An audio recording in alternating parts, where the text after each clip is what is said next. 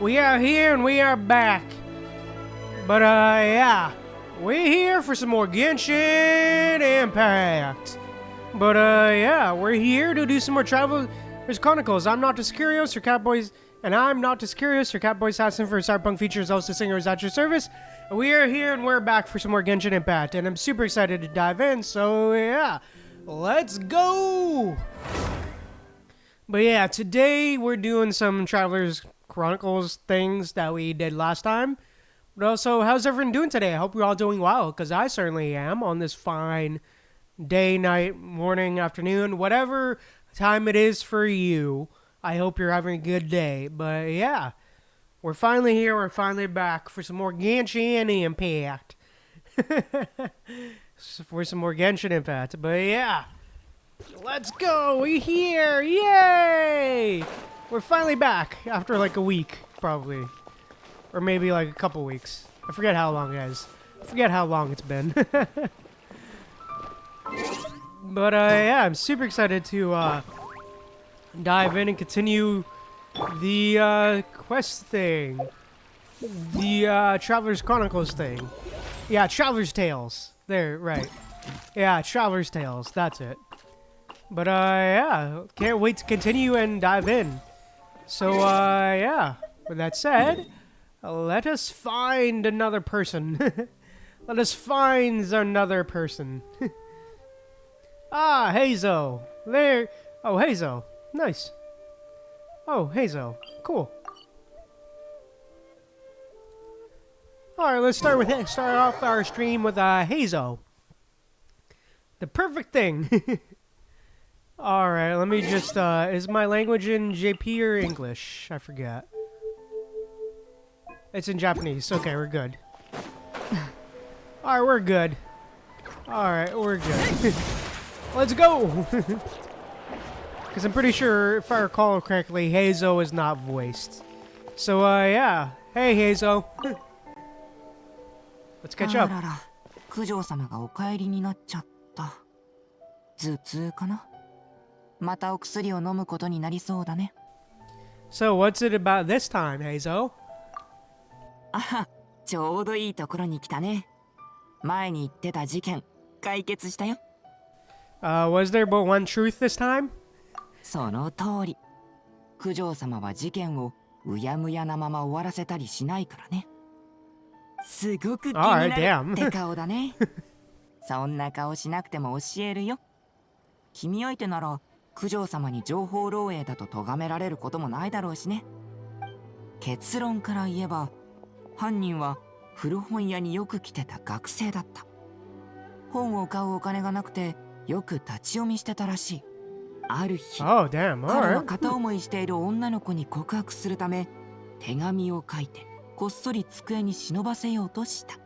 でも恥ずかしさのあまり彼は計画を実行せず手紙をそのまま持ち帰ったんだ。Oh damn, rip.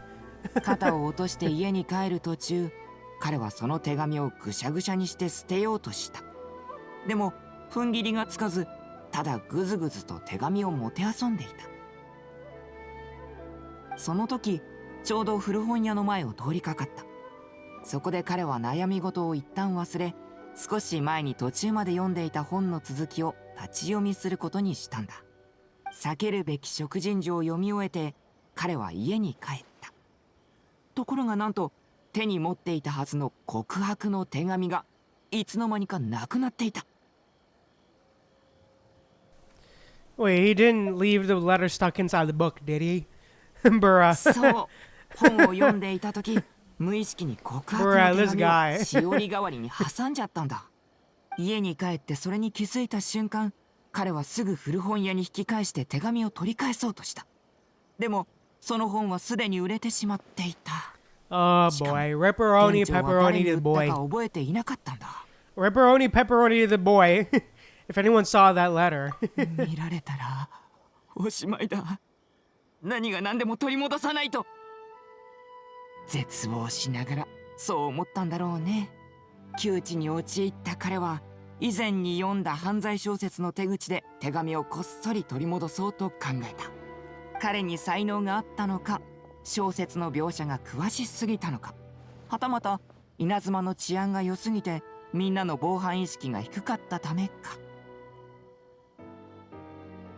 彼は本で読んだ犯行手口を使って家に忍び込むことに成功し、花見坂を大騒ぎさせたんだ。小規模な事件だったから最初は同心だけで捜査してたんだけど、なかなか解決しないものだからどんどん不安が大きくなっちゃって、それで九条様は僕にこの事件の捜査を命じたんだ。幸い複雑な事件じゃなかったし、割と順調に解決できたと思うけどね。So, how'd you catch the guy? 捕らえたとは言えないかな。あの日、奉行所の同心が避けるべき食人樹という本を買ってきたんだ。その同心は、犯人をこれだけ必死にさせるなんて、一体どれだけ面白い本なんだと言って。Bruh, that impression. そしたら手紙がページの隙間から落ちてきたんだ。その意味不明な告白の手紙を読んですぐにピンときたよ。そこで僕は犯人が放課後学び屋から出てくるのを待ち伏せた。He didn't even try to run? もちろんしたよ。僕を見つけた瞬間、きびすを返して逃げようとしたから。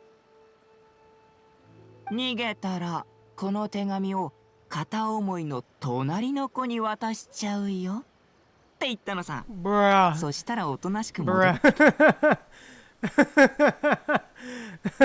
Rip, bruh. Bruh. Bruh, that's funny as hell.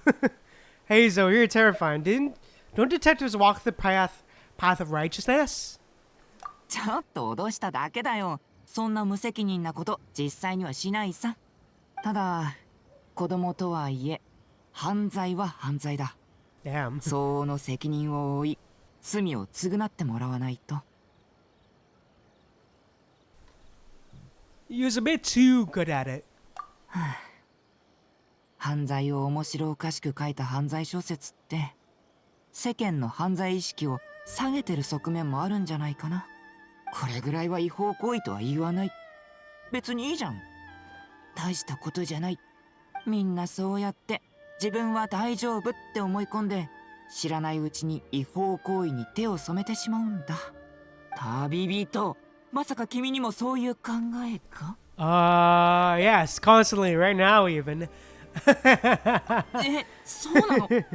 気をつけてね。もし行動に移したら僕が事件を担当して九条様が君をしょっぴくことになるかもしれないよ。I doubt that. やっぱりやめといた方がいいよ。九条様すごい力で縛り上げるんだから。拘束された状態で歩くのも大変だよ。あ、そろそろ奉行所に戻らないと。まだ仕事がたくさん残ってるし。Yeah, okay, sure, こんな buddy. 大事になっちゃったからね。また九条様に防犯の呼びかけだなんだってすれ回されちゃいそうだよ。Yeah, sure. バカな模倣犯が現れないといいけど。でなきゃまた残業だ。Bruh, that was funny as hell. All of that for a love letter, huh? All of that for a love letter. Hey, Kirara! Is there anyone else? I just want to see if there's anybody else.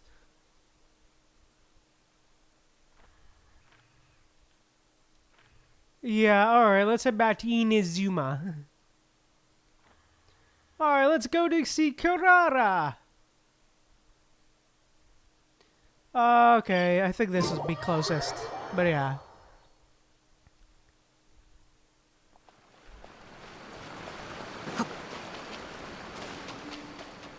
Alright, time to see Kirara.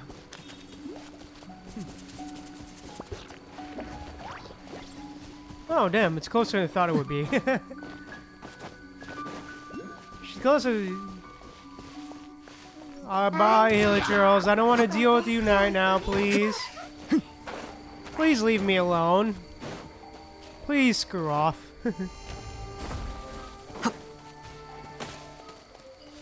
Hey, Kirara. God damn it, really? I have to kill them, really? Fine. 続きと行こう。月のように永遠な貫こう。Fine.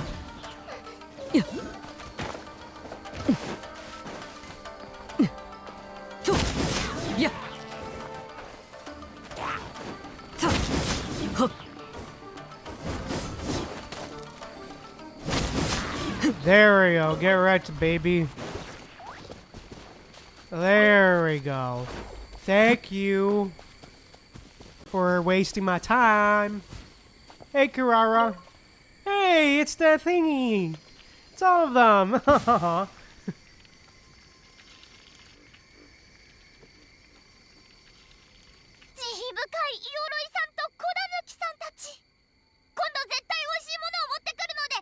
Oh, damn. She's in trouble with the Tanuki, huh? 猫またよ。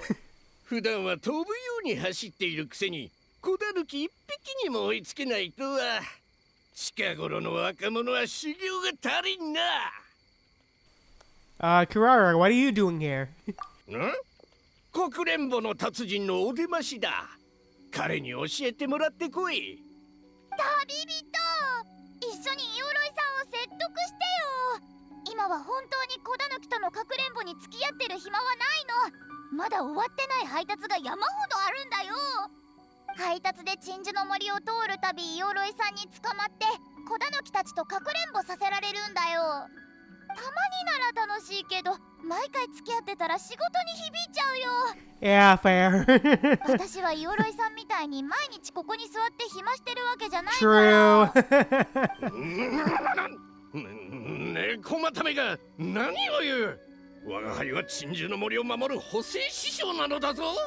これほど重い役目を任されている我が輩に向かって座って暇しているだと。重い役目って石になったわけだし、確かに重いだろうけど。Bruh. とにかく早く術を解いて配達が間に合わないよ。近頃の若いのはどうしてみんなこうもせっかちなんだ。我が輩は別にお前の仕事の邪魔をしているわけではないのだぞ。よーぶ小判、荷物は届けたな。届けた。机の上に置いた。あれ、私の荷物いつの間に。Oh, him. Aw.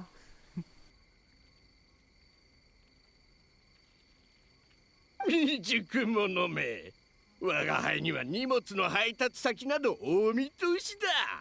お前が林でぐるぐると迷ってる間に丈夫小判を。私の重量書。Oh, shit. なんだ、勝敗よ。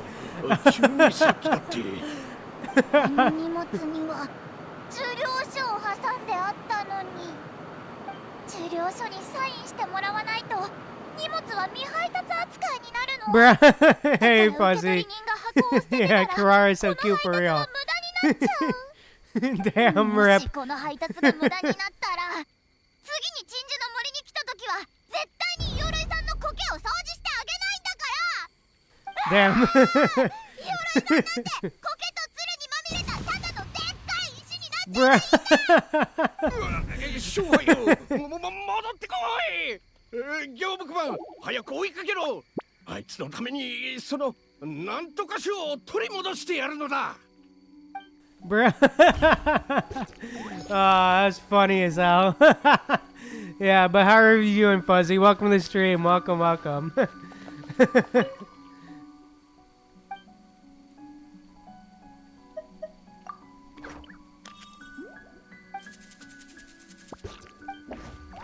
Oh, that was funny. I love that. But yeah, how are you doing, Fuzzy? Welcome to the stream. Welcome, welcome. Alright, let's see. Which one's next? Oh, another Hazo one. Alright. Another Hazo. Okay. Alright, let's see, Hazo. What do you got to say for us, Hazo?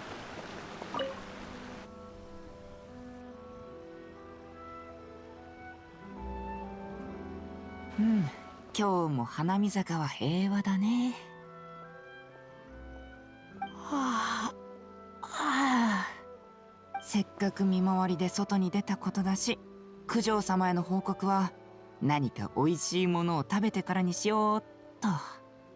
Yeah, intensity as an undelivered package for real fuzzy. Detective Slacker! 残念。同心として一仕事終えたばっかりで、まだ探偵の仕事の方は開店前なのさ。Are you だから sure? その訴えは無効。So when does Chris semantics Hazo? へりくつなんかじゃないさ。ちょうど始めようとしてたところだったんだ。最近花見坂で違法薬物を売りさばく輩が何人も現れてね。みんなかつてはちゃんとした商人だったはずなのに、なぜか道を踏み外したみたいで、本業の商売を隠れみのにずっと僕たちといたちごっこを続けてるんだ。同心はずっと捜査してるけど、決定的な証拠をつかめないでいる。だから僕は自分なりのやり方でこの事件の突破口を見つけようとしているのさ。We can team up. ありがとう。でも君が出てくるまでもないよ。実はこっそりサンゴたちに調査を頼んであるんだ。そろそろ手がかりが集まったはずだよ。ここからは僕の番だ。Alright, yeah, it'll be a cinch for the great detective Hazo. Yeah, sure, ありがと whatever. う。そうなるといいな。この事件を無事解決したら何か美味しいものをご馳走するよ。Yeah, that's never happening, is it? That's never happening, is it?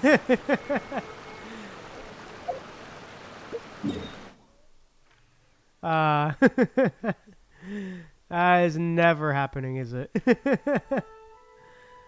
Alright, what's next? Who's next? Oh yeah, we have Toma. Right, there's Toma and Mondstadt. And then, Charlotte and, Oh, another Nouvelette one. Yeah, nope, for real, Fuzzy. Oh, so we have Charlotte and Nouvelette. Alright, cool. Cool. Alright, let's pay a visit to Charlotte first. Before we head over to, Toma, and then, we'll probably do Nouvelette last. Alright, hello, Charlotte. Boom. もうあのフィルム屋さん口が軽すぎるわ。秘密厳守でって言ったのに。 You're not planning to do anything dangerous again, are you? そんな目で見ないでよ。私が後先考えず一人で知らない国に取材しに行くような人間に見える？ Bruh. I mean, it's not out of the realm of possibility for you. Charlotte. まあそういう人間よね、私って。はあ、でも取材に行くにしてもまずは編集長の許可を得ないと。あれこれ理由は話したんだけど、編集長は絶対に she wants to 私 go を to 中に行か Natland. せないつもり Alright. みたい。休暇申請すら通してくれないのよ。ナタに旅行に行くとしても写真機とフィルムは持っていかないってちゃんと約束したのに。 But you didn't mention Monsieur Verit specifically, and you can buy film on the way there. クホン、嘘をついたわけじゃないわ。全部は話さなかったってだけ。でもあのフィルム屋さんに裏切られたの。話を聞いた編集長がうちのお父さんに言いつけて1ヶ月も軟禁されるところだったんだから。Rip. でも構わないわ。ナタには行けなくともナドくらいには行けるんだから。経費なんて出してくれなくてもいい。 she's gonna go there. ちゃんと貯金してるもの。 So we might see her there お父さん too. が前に Okay. あそこで取材してる友達がいるって言ってたの。ちょうどいいでしょ。私もまったりバカンスしながらついでにネタ探しよ。冒険者の天国、楽園。数ある別名について書くだけでも数面分は埋まるでしょうね。よーし、早速買い出しに行かなくちゃ。厚手の服に予備の機材、フィルムもたくさん。Bruh. それから両親を説得してナドくらいにいる友達に連絡してもらわないと宿探しからやる羽目になっちゃう。 Sure, alright. Yeah, alright, sure. Oh, Dia. Okay, yeah. We'll do that after then. Let's head over to, Mondstadt. Yeah, Charlotte for real, last down. For real, Fuzzy. So Charlotte do that for real. Yeah, Alright, Toma. Now you're here in Mondstadt, which I was not expecting. But, yeah. Hey, guys. I'm not exactly. I do have fans going right now, so, yeah. I'm staying somewhat cool, I guess.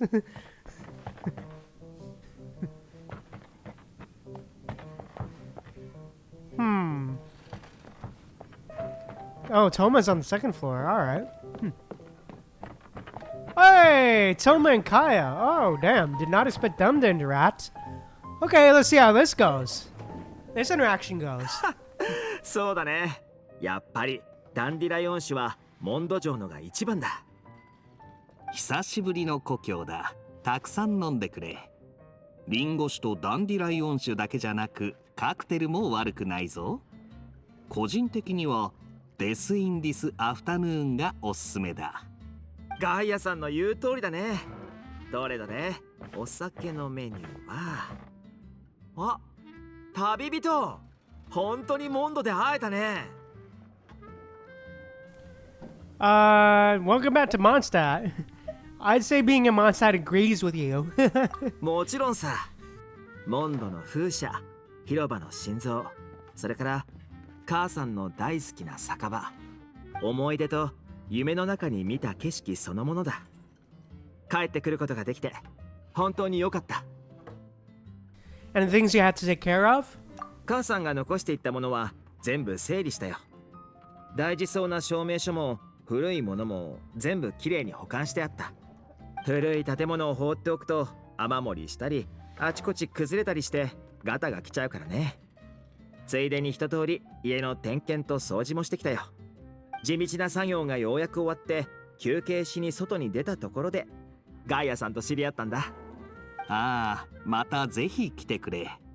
歓迎するのは栄誉騎士だけじゃないぞ。ウルリーケさんの息子が帰ってきたとなれば、Oh, we get her. みんな喜ぶ Oh, は is ずだ。that? Oh, is that Toma's mom's そう name? 思うだろう。 Oh, so we finally get her name, huh? Okay. Huh. Or at least that's the first mention of her name to me. At least. Be sure to come back when you get the chance. ありがとう。ガイアさんに会わなかったらモンドの変化を知ることはできなかったよ。お安いご用だ。ウルリーケさんは騎士団の大先輩だからな。彼女の家族の力になれて俺も嬉しい。それに話せて面白かった。一モンド人の目から見た稲妻の話を聞くのと、ただ文献や資料を読むのとでは全然違うからな。もしよかったら連絡先を交換しない？話したいことが山ほどあって時間が足りなそうだ。そりゃあいい。お礼の手紙ならセピロス騎士団に送ってくれれば届くさ。そっちへの宛先は？稲妻のシャブ業上里府に送ってくれれば届くよ。ふるさとに戻ってわずか半日で新しい友達ができて、もともとの友達とも再会できるなんて。しかも新しい友達の方は俺の家族の知り合いときた。こんなにいいことが立て続けに起こっては一杯飲まずにはいられないね。どれどれ？デス・イン・ディス・アフタヌーン。スピリッツか。Oh. どうしたんだ？ Yeah, true. He is for real fuzzy. 俺、スピリッツは飲めないんだよ。一杯で顔が真っ赤になっちゃうから。残念だな。Yeah. Have some non-alcoholic cider with me then. ウルリー家さんはかなりの酒豪なのに意外だな。子供の頃母さんと一緒にエンジェルズシェアで開かれた騎士団の宴会に参加したんだ。その時大人たちはみんなダンディライオン酒やリンゴ酒を飲んでたけど、俺だけアップルサイダーを飲んでた。それでちょっと悔しかったんだ。じゃあそこで大人のお酒を飲んでみたんだな。ご名答。近くにあった大人のコップをこっそり俺のと入れ替えたんだ。確かあの時はキッチンのすぐそばの席に座ってた。Oh damn, bro's a モン troublemaker, ドの子 huh? 供ならみんなやることさ。俺とディルックもよくやってた。Oh damn. やっぱりこういうことはモンド育ちの友達と話すのが一番だね。 So と all にかく Mondstadters その are 時は cereal 辛くてたまら cereal なか drink った。 drunkards. それからだいぶ経 Confirmed. って母さんが稲妻にリンゴ酒を送ってくれたんだ。こんなに時間が過ぎてるんだから記憶とは違う味になってるだろうと思った。 So yeah, everybody from Mondstadt is a cereal drunk. Confirmed. Yeah, meal of champions for real, Fuzzy. でも結局辛くてたまらなかった。残った酒はシャブ業の他の人たちに配ったけど、みんな喜んで飲んでたよ。その後みんながお返しにたくさん贈り物をくれたから、それに手紙を添えて母さんに送ったんだ。確かウルリー家さんが稲妻風のお菓子をみんなに配ってた時があったな。その時か？そうかもね。ガイアさんも食べたかい？俺も団子をいくつかもらった。とてもうまかったな。俺はシャブ業の誰に団子のお礼を言うべきなんだ？団子は多分お嬢からの贈り物だ。確か若は天ぷらを、ひろたつは漬物のおにぎりをくれた。たった2本の酒にずいぶんたくさんお返しをもらったよ。それはきっとトーマさんがウルリー家さんに似て親切だからさ。トーマさんの耳には入ってないかもしれないが、お母さんがナドくらいに行く時、騎士団で小規模なお別れ会が開かれたんだ。小規模な会と聞いていたのに、エンジェルズシェアの1階は出席者でいっぱいでな。俺もそこにいた。さっぱりしてて丁寧で優しくて穏やかで。Damn. ウルリー家さんは尊敬すべき騎士だ。Yeah, true, for real. Bro is carrying a lot of lore, for real. Fuzzy.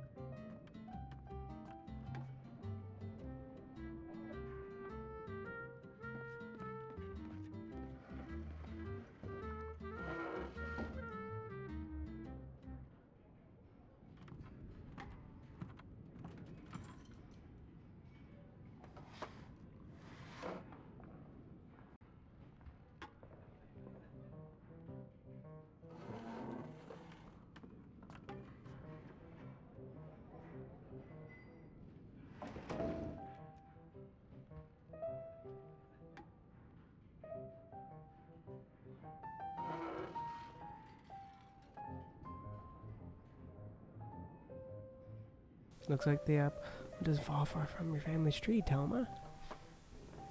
母さんが聞いたら喜ぶよ。今度ナドくらいに手紙を送るとき絶対に伝えないと。それから稲妻の酒も送ろう。あ、でも今日はとりあえずアップルサイダーを飲もうかな。ああ、たまには気分を変えて違う味を楽しむのも悪くない。先輩の面白い話を聞けて新しい友もできた。この2杯は俺がおごろう。栄誉騎士の分もだ。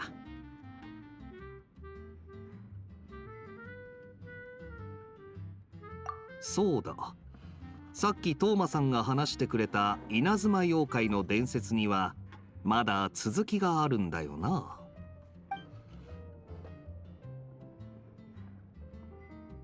面白い物語だ。妖理と狐が面白い物語だ。妖理と狐が賭けをするなんて。実はこれが物語じゃなくて実話なんだ。もしガイアさんが稲妻に来ることがあれば、ぜひシャブ業に会いに来てくれ。本物の妖怪を紹介するよ。稲妻では鬼族も天狗も普通の人と同じように働いてるんだ。稲妻旅行が待ち遠しくなってきたな。今日の飲みはいい収穫になった。なら約束だ。みんな喜んでガイアさんの新しい友達になってくれるはずだよ。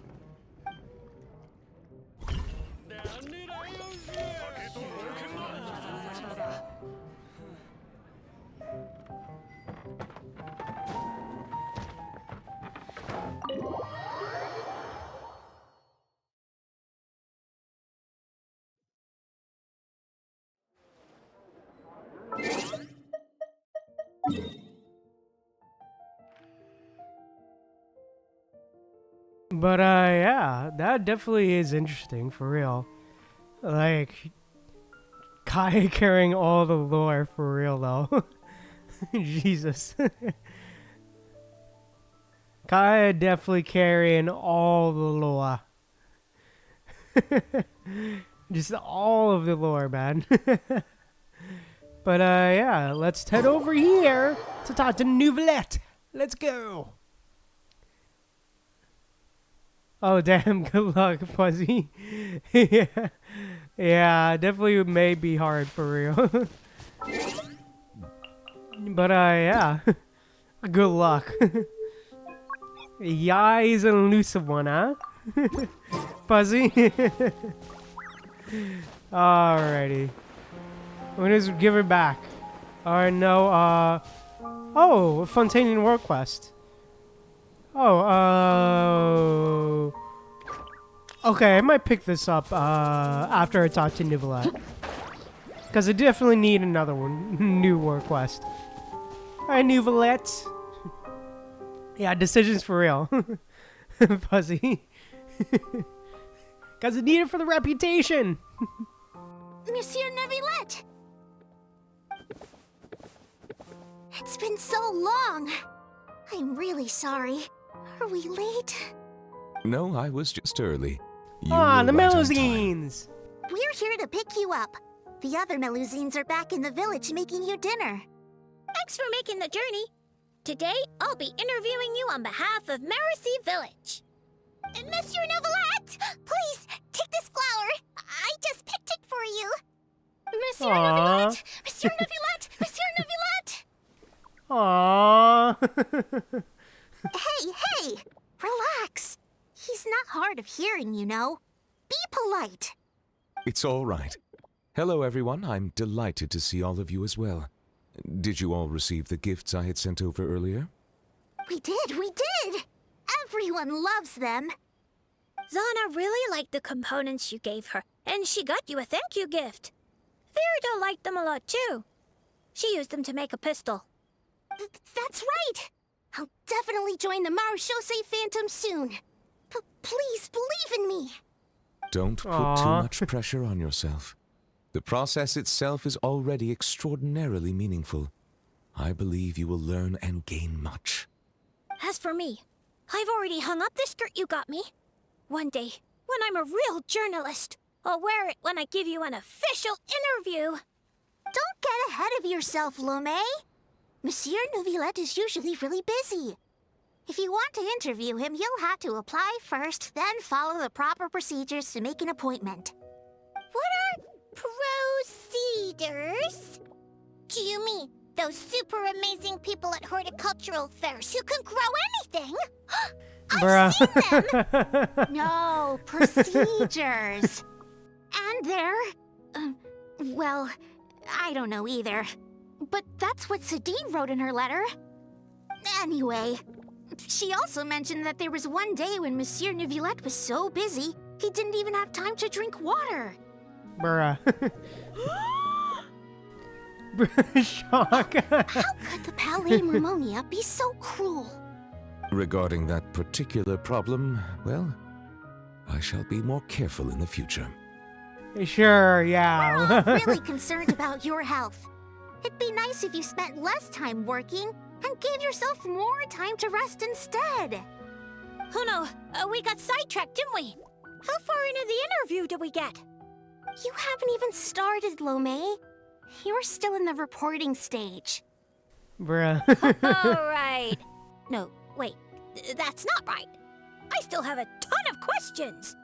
We'll need to find a place to sit down for a nice long talk. And don't you worry. Seren told me how tall you are and how you bumped your head the last time you squeezed into one of our homes. So I've already gone and moved all the tables and stools outside. Thank you for being Aw. so considerate. I feel much better now. I still prefer being in Mercy Village. We might bump our heads, but it's wonderful. Fontaine, too, has a number of superb places. Today I brought some water sent from Snezhnaya. Unfortunately, the long delivery time has warmed it to room temperature, and I cannot say if the taste will be affected. Damn, all the way Let's from hurry up and drink Snezhnaya, it. huh? It'll be super refreshing with some fresh poisson champ pie. Yeah, come on, everyone. Let's bring Monsieur Neuvillette back home pronto. Hooray! Aw. Come on, let's go, Monsieur Neuvillette. Aw, that's cute. Oh, and his color, the flowers are the same color as his, like, design scheme. Aw, that's nice. Alright, let me quickly pick this up. Yep. Is she talking? There's nothing more talking about it. Let's take stuff and go. Okay, and stuff, so they want to steal stuff, huh? Alright, paintings, take your paintings, alright. More for deal, more, doing. But it looks like you're bothering this young lady. Oh, did you buy some artwork, you know? Are you paying for one? 500,000, you don't have any fire meters at all? No, Melzy won't talk. Well, you know what, that she doesn't want to sell. You take her stuff, aren't you? Said we're not going to show change her to you anyway.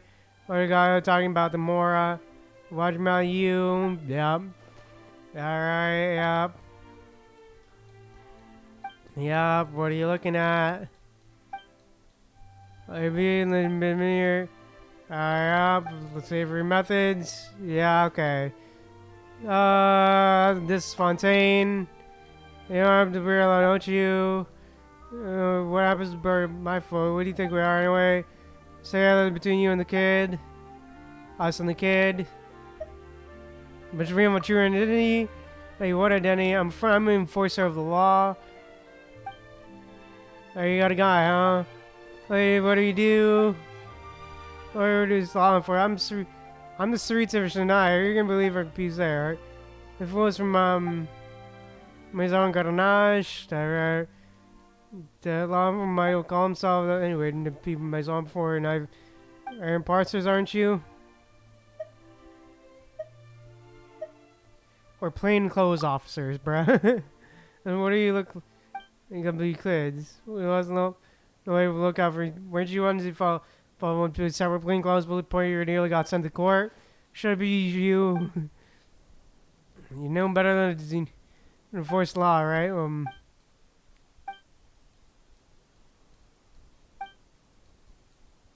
Again. All right, yeah, whatever. I guess. Well, fine if it has to be that way. Fine. Now you shall perish. Fine.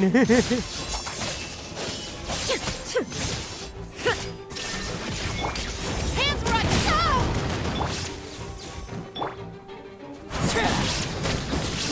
Get wrecked, baby. Rip. Right now, boy, we need to take a beating before the cool off. Never mind. Are you okay? Funny thing, never get dealing with such people. You're impressive, professional. Yup. Right, yup.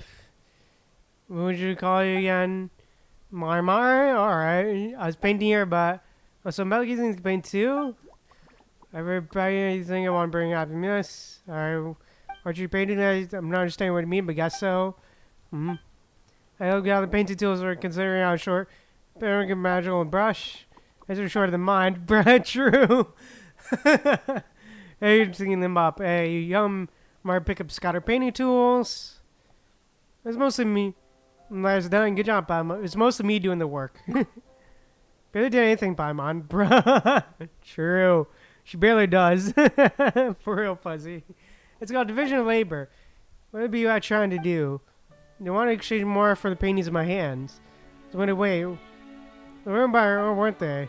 Well, what do we sounds like we ended up interrupting business chatting you're having. And what do they call it that? Don't both sides exchange things that needs for it to be called business? Like more about that one business. Well, you're not some renowned painter, aren't you? Renowned does that mean that people know about you? Now the previous string come in to be art collector or something ask for you trying to launch more artwork. There's a high price boot, no wonder I'm far celebrating for that much. And you could draw too, Paimon? Hard work starting today. I reckon it's too late for you. Oh no, but it makes so envious.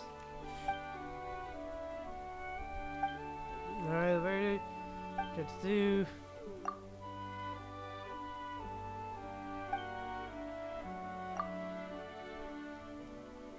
You want something more pretty sure, right? Draw. Alright, yep. Of course not. Paint a gift. Aw.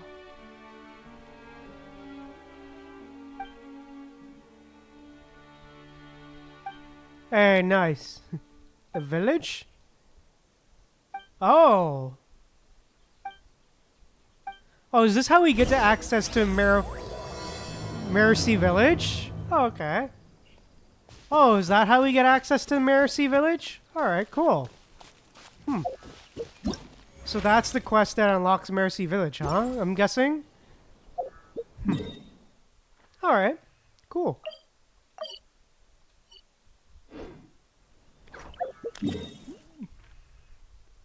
Alright, dope. Alright, what's next on the agenda? Alright, let's see who's next. Another Hazel one? God damn it. Another Hazel one? Really? Whatever. Alright, hey Hazel. But before we do that, I need to do something real quick. I'll be back in a sec.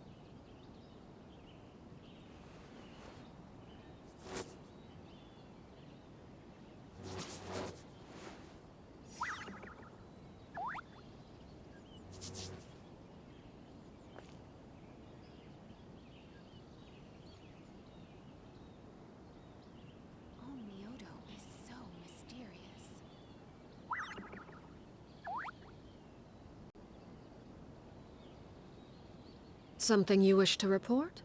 Go on. You have my undivided attention.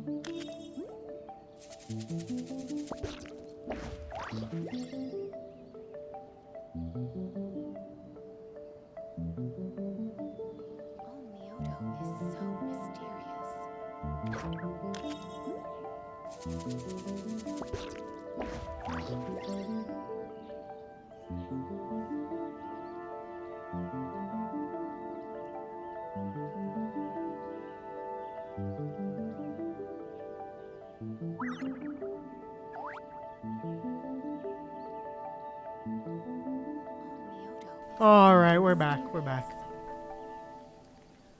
Alright, we're back. Sorry about that. I'm back. Alright, let's see, Hazel. What do you want, Hazel? Oh shit. Thanks, Fuzzy. Oh fuck. I forgot to change back the dub. Alt F4, real quick. Alt F4. I forgot to change back the dub. Let's quit that real quick. God damn it. God damn it, I forgot it. Thanks, Fuzzy, but yeah. Forgot to change the dub.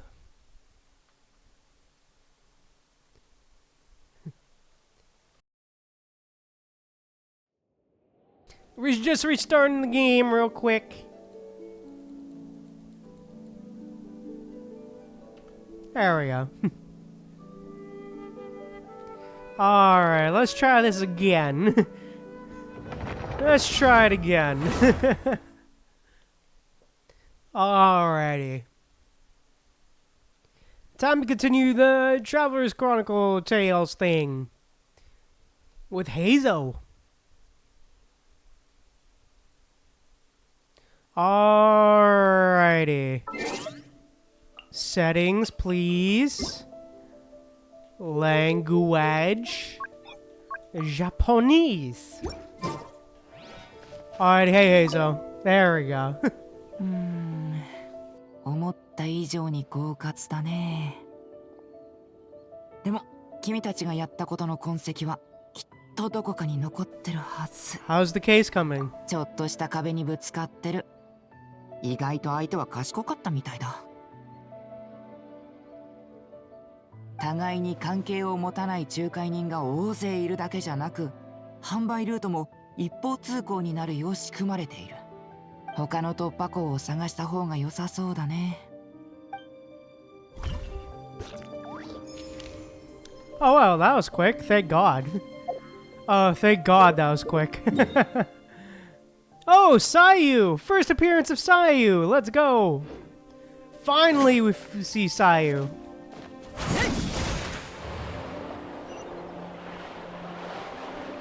Yeah, huzzah! For real!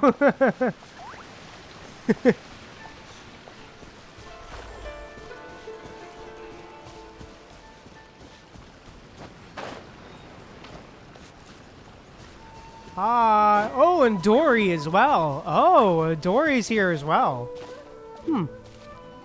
Hi! なるほどなるほど。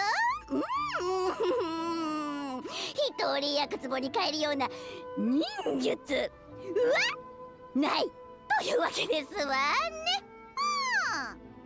でも人の背丈ほどのやくつぼというのもインパクトバーツドンです。本当か。だがその人具を作るにはすごく時間がかかる。Damn rip. 面倒なのだ。Rip. Bruh, Dory's expression. Rip to Dory's sales hopes. What scheme are you cooking up this time?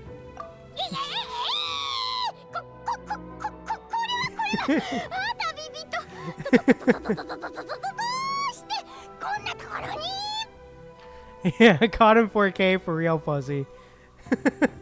Sayu, what's she pushing on you?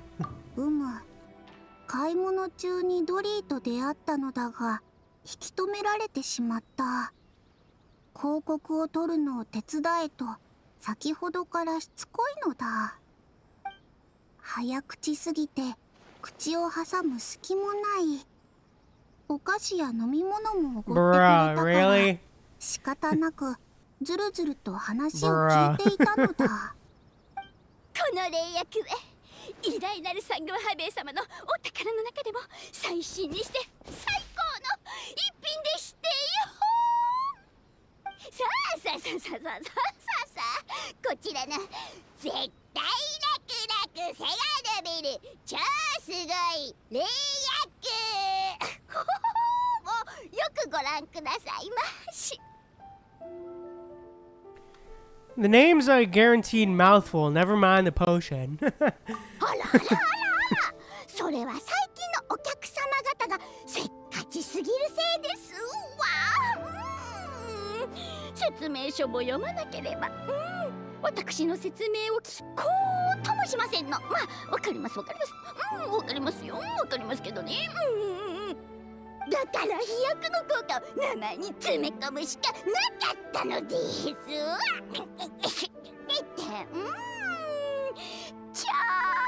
と長いですが、 It's a scam! Run! It's a scam! Run! 確かに良さそうだが、節はモラを持っていないのだ。お小遣いはすべてミコ姉さんが管理している。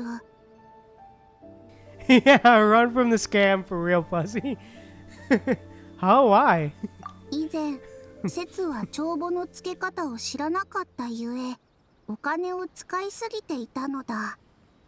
毎月月末にはほぼ空っぽになっていた。ミコ姉さんはそれを知って、帳簿をつける手伝いを申し出てくれたのだ。そして節は一晩中計算を教え込まれた。最終的に節はへんてこなガラクタを買いすぎだと分かった。コマニアが届けた未開封の荷物が部屋にはいっぱい積まれていた。ミコ姉さんと一緒に開封をしてみたら、身長増長薬が5種類、栄養剤が6種類、靴や中敷きもいろんなのが出てきた。だからミコ姉さんが今月から宝録はひとまず彼女に預けて使う時に引き出すようにしたのだ。これで変なところにモラを使うこともなくなる。Lucky. 忍者様、ではぜひそのミコさんにこのお薬が欲しいとお伝えいただければ。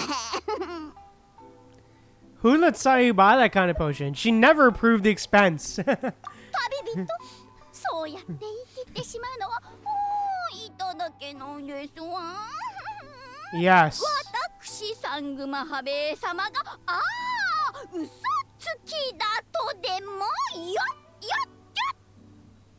Yes, I am actually. I am. You probably aren't. God damn it, really? もちろん当然です。商売においては私嘘をつきませんの。You just aren't telling the truth. そんな目で私を見ないでくださいまし。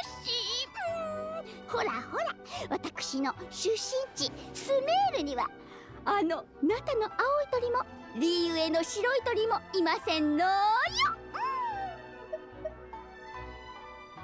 Don't even think about using corny jokes to weasel out of this.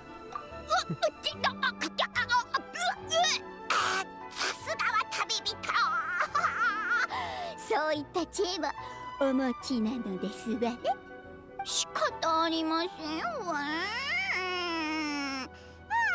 今回は旅人の顔を立てて差し上げましょう。では忍者さん、こうするのはいかがかしら。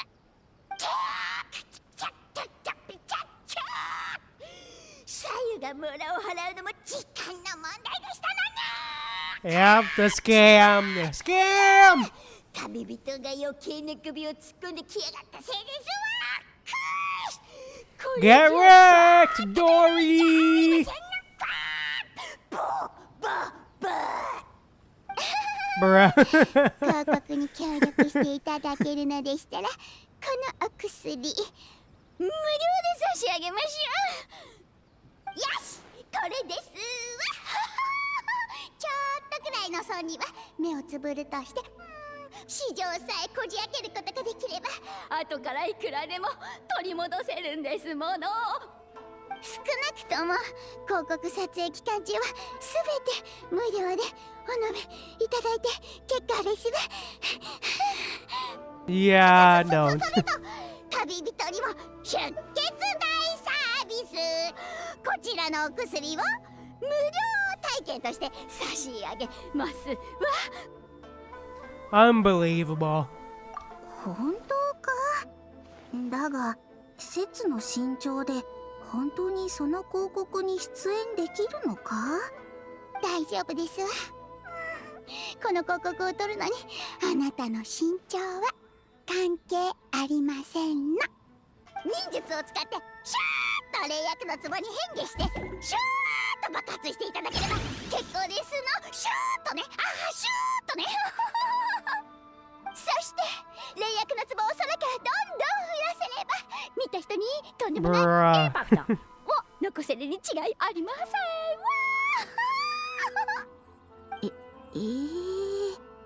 施設の忍術ではそんなことはできないのだが。Get wrecked. 失敗どうもよ。今回はフォンテーヌの魔術師にも手伝ってもらいますからね。力を合わせて広告を撮影し、テイワット全土にこの霊薬の効果を広めるのですわ。なら休暇を取ってくる。最近は頑張っていたからミコ姉さんも休暇を受理してくれるはず。Bruh. Really? Hey, Sayu. なら休暇を取ってくる。Yeah, no, I don't think she will, Sayu. Oh boy. Fun! Alrighty. Alright, where's the next one?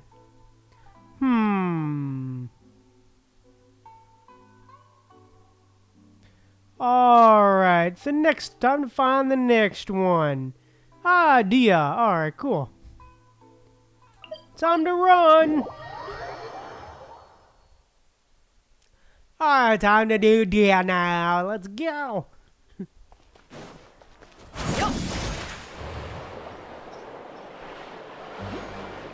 Flying her. Yeah, lovely Dia for real.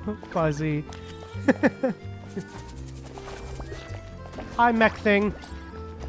Oh, Shiori. Oh.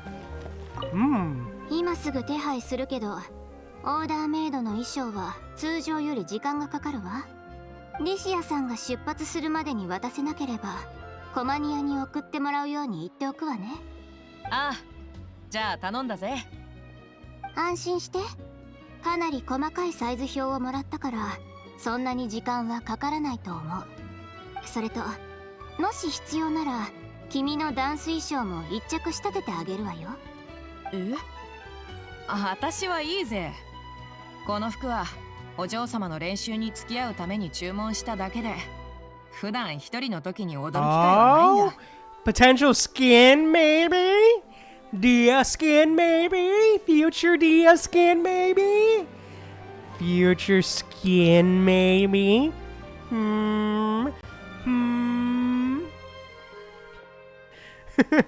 そうでもさっきからずっと店に並んでるダンス衣装の前を行ったり来たりしてるわよ。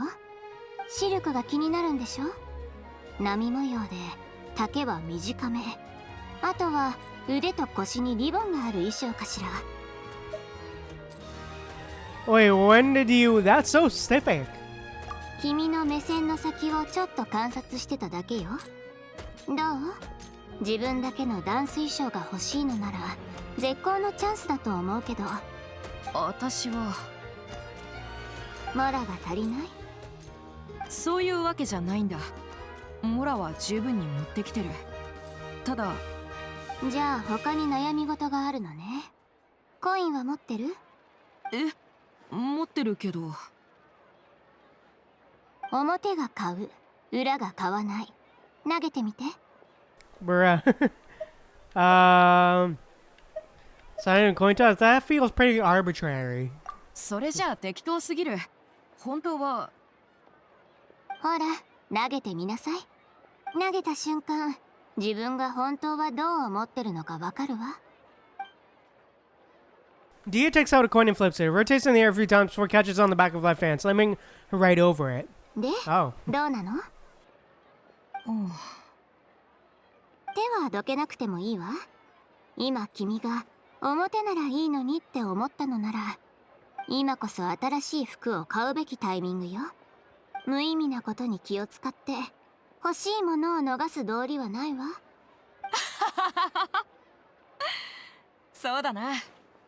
それじゃあ一着追加で頼む。受けたまわるわ。Okay. どんな服が欲しいか詳しく聞かせて。お茶を用意するわ。旅人も一緒にいかが？ついでに採寸してあげるわよ。I'm good, thanks. そう、わかったわ。服を仕立てて欲しくなったらまた来てちょうだい。営業時間は知ってるわよね。さあ、石屋さん、どうぞ入って。Okay. Potential Dia skin, maybe? Maybe. Yeah, great, for real. Yeah, imagine for real. Fuzzy. Sure, that'd be awesome. But also, I did hear that, I have been hearing some whispers that, Eula still hasn't gotten her skin yet. So, you know. Still waiting on Eula's skin. Alright, antidote chapters. Is that it?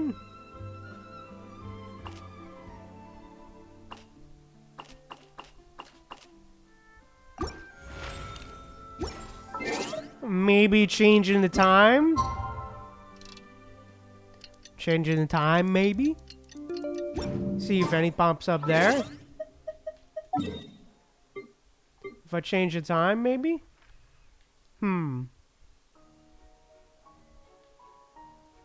See if anything populates.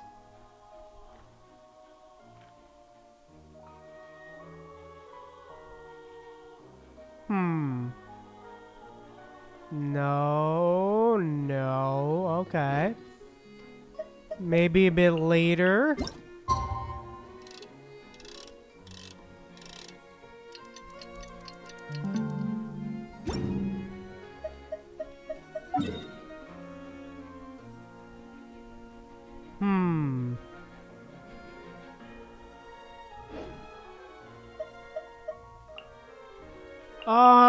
Arlecchino's glitching out.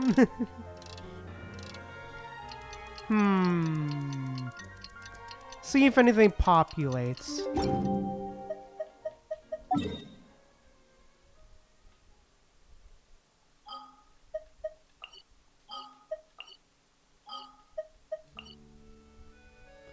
Nothing, huh? Oh, damn, nothing, huh? Alright.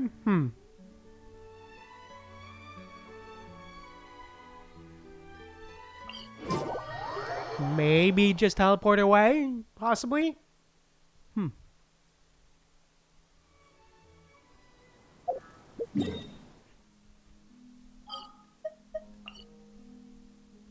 Nothing in Sumeru, nothing in Liyue, nothing in Mondstadt, nothing in Natland, nothing in Sumeru, and nothing in Inazuma. Alright. Huh. I guess that's it for now, then. Well, I guess that's for now. That's that for now. Alright then, I guess we still got time, so I guess we could do some story quests. I guess we could do some story quests.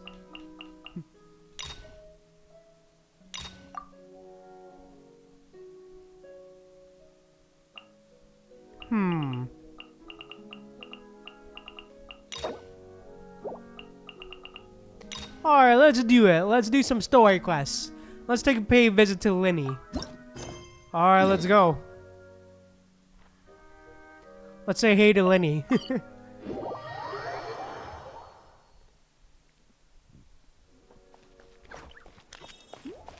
Time to do Lyney story quests.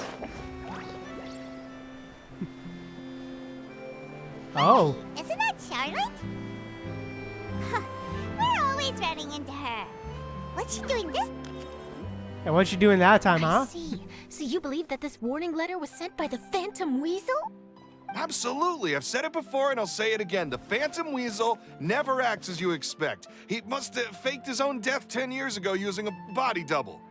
Now that he's back, I'm sure the guards who worked on his case back in the day are in for a headache, but however this turns out in the end, the one thing it won't be is boring. Couldn't agree more. As a journalist, I'm gonna get a lot of mileage out of this one. Thank you, sir, for your time. Now, whom should I interview next? Huh? Hey! What a coincidence! Fancy meeting you here.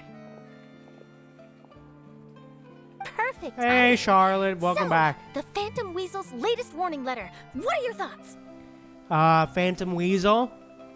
Yeah, this is the first time we're hearing of this one. Could you clue us in? Huh? Oh, sorry. Yes, this case is from a decade ago. I guess you wouldn't know about it. Well, not to worry. You're in good hands because I'm a professional. The story goes like this.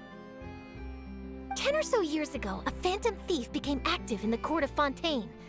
Known only as the Weasel, nobody knew his true identity, and the authorities never managed to catch him.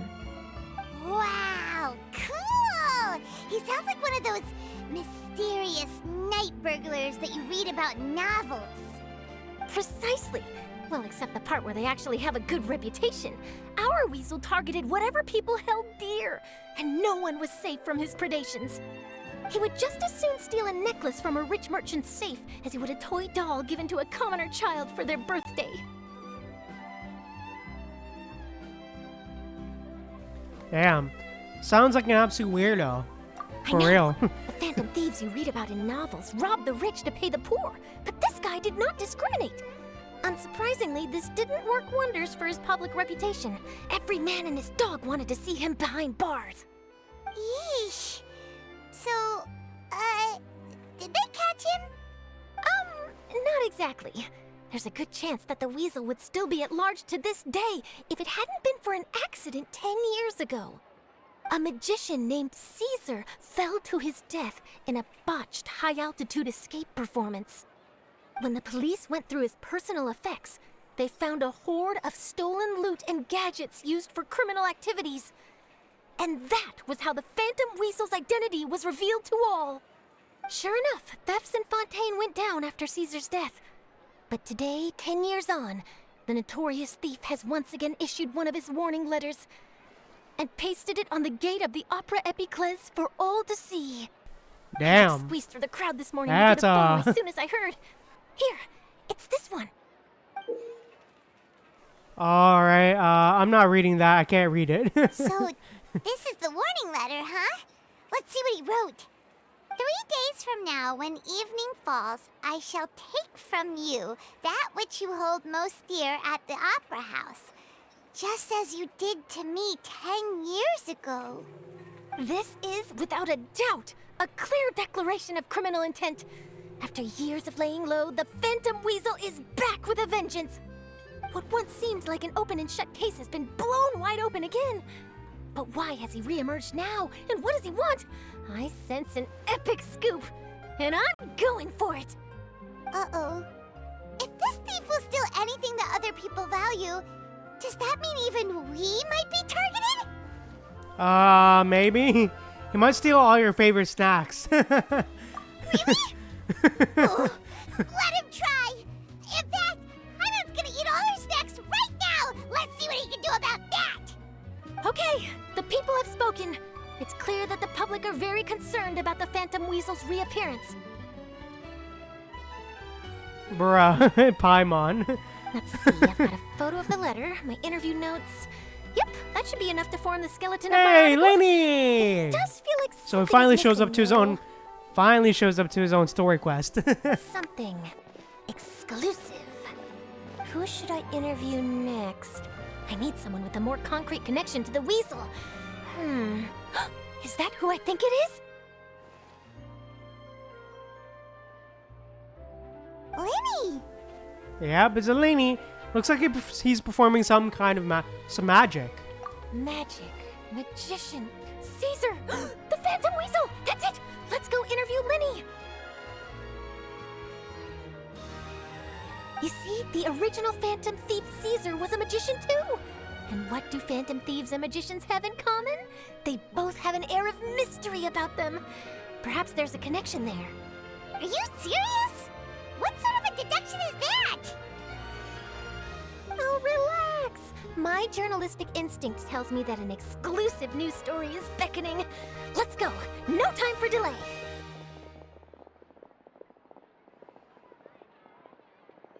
Alright then.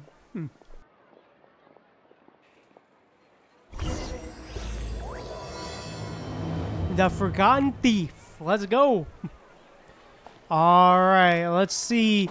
Hello, Mr. Lyney. Wow, I'd like to ask Mr. some questions, Magician? sir. How did you know which card I picked? Oh, it's simple. Come closer and I'll let you in on my secret. Magicians have a special skill called telepathy, which means we can read other people's minds. Really? Then, what am I thinking now? Well, first you need to relax, because I can see that you're clenching your fist in your mind, as if to say, no, I mustn't let him guess it. Aww. Damn. And now you're getting a little flustered. You're trying to find a way to empty your mind, to think of nothing at all.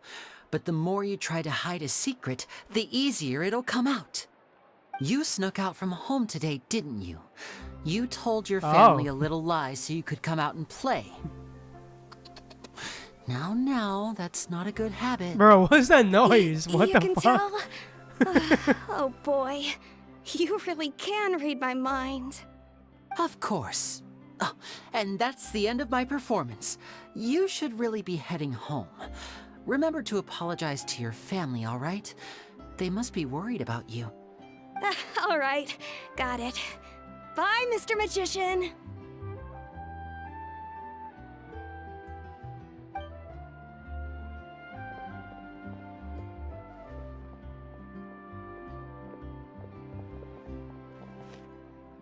Hey, Lyney? Yeah. Why, hello. We meet again. Are you looking for me? What's the situation? Well, why don't you guess, Mr. Telepathic?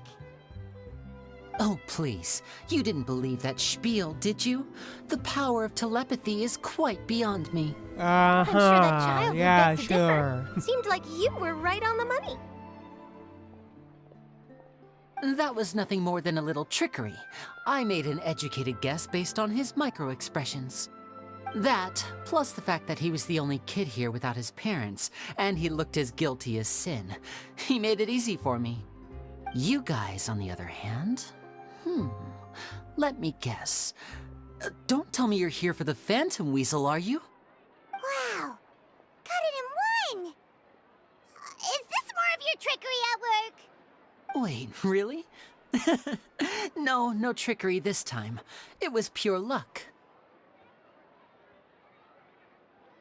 His warning letter's been the talk of the town, so I figured that maybe you were asking around about that. Bingo! I plan on writing a column reporting on the latest news about the Phantom Weasel. So, Lyney, what are your thoughts on this infamous thief's reappearance? To be honest, it makes me angry. Angry? Why? You read his letter, right? The Phantom Weasel claims he's planning something in 3 nights' time at the Opera House. That's the night I'll be performing there. Huh. What are the chances? Wait a minute, you don't think he's after you, do you? Well, if he is, then his warning is clearly a direct challenge to me personally.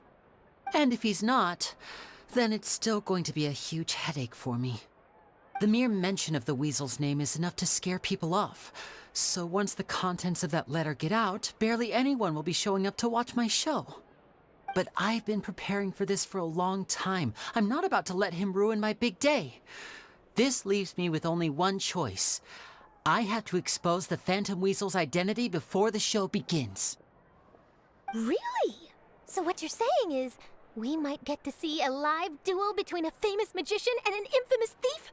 Wow, this has exclusive written all over it! To be honest, I'm not sure if I'll emerge the victor. The Phantom Weasel is a notorious crook, infamous for his inscrutable methods. You're being far too modest, Lyney. I think your magic tricks are even more inscrutable than those of a thief.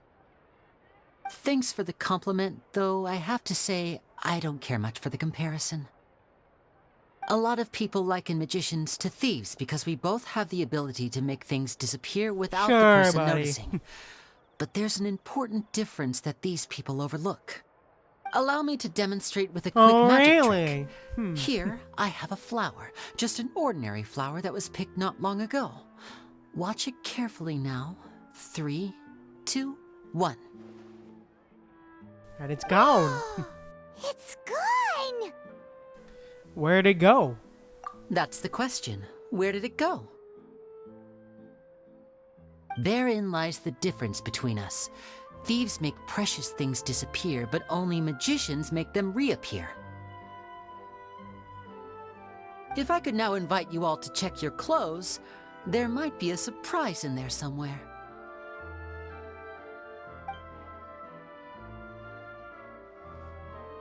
A surprise? Let me see! Ah, it's a flower, isn't it? Huh? It's right there! But how? You haven't moved this whole time! What an outstanding trick! Sorry, Lyney, it seems that my previous praise was woefully inadequate. Clearly, magic is the superior art form to theft. Don't worry, I didn't take offense. I just wanted to take the opportunity to perhaps change some of the preconceived notions you might have about magicians. Since Caesar's death, a lot of people associate magicians with criminality. It can be quite frustrating. I can imagine. Coming back to your trick just now, might I presume that you are well versed in floral symbolism? For example, magicians often use rainbow roses in their flower-related performances to represent passion and romantic encounters. But you used a Lumidu spell, which, if I'm not mistaken, allude to separations. I'm curious to know if there was any deeper meaning behind this choice? Impressive knowledge. It's no wonder you're such a successful journalist. But I'm afraid I don't know the first thing about floral symbolism. I'm just in the habit of using Lumidu spells in my magic. It sounds like something I should look into, though. I'll buy myself a copy of Fontaine's Floral Language Facts when I have some time. But it'll have to wait until this Phantom Weasel business is behind us. Yeah, okay, buddy. Well noted. In that case, this brings us to the end of our interview. I, for one, am looking forward to the final showdown between you and the thief. Please feel free to get in touch to update me on any further developments. Otherwise, I will of course see you at your show in 3 days' time, but let's hope the Phantom Weasel is caught by then. If there's nothing else, I'll be off. You've given me lots to work with here, and I've got no time to lose if I want to write that exclusive piece. I'll see you all later.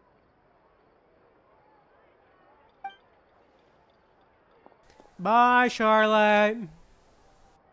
So, Lyney, are you gonna tell us how you did that flower trick now?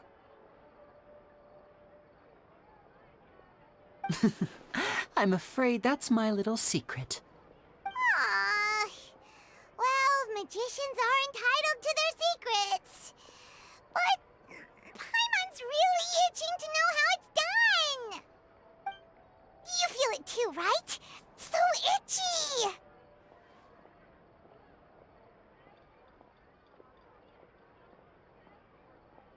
The Phantom Weasel. You're sure you'll be able to handle him? Not so itchy then, huh? Well, since you're so concerned, how would you like to serve as my temporary magician's assistants and help me investigate? Magician's assistants? Oh, that sounds fun! Assistants are technically magicians too! Also, it'll bring us one step closer to figuring out how that darn trick is done! Shall we go for it?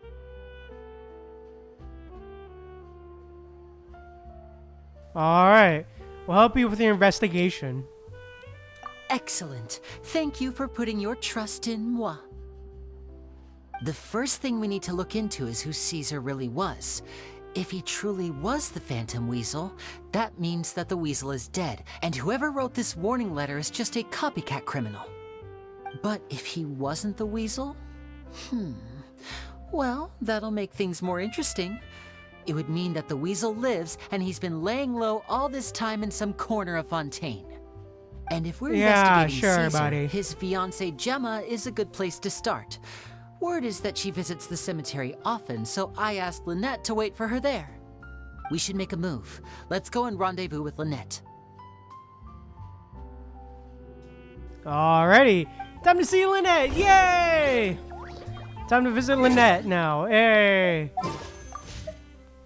No, I didn't mean to wish. Go into the wish screen.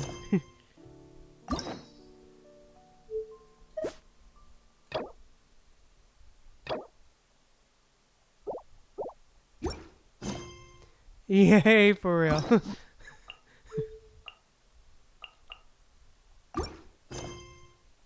Alrighty, where is she? Oh, another. Oh. Okay, another antidote just popped up. Alright, Are there any more that we don't know about? Any more? Wonder why that popped up like that. Any more? Alright, let's just, Alright then, let's, just... I guess pay a visit to Charlotte one more time.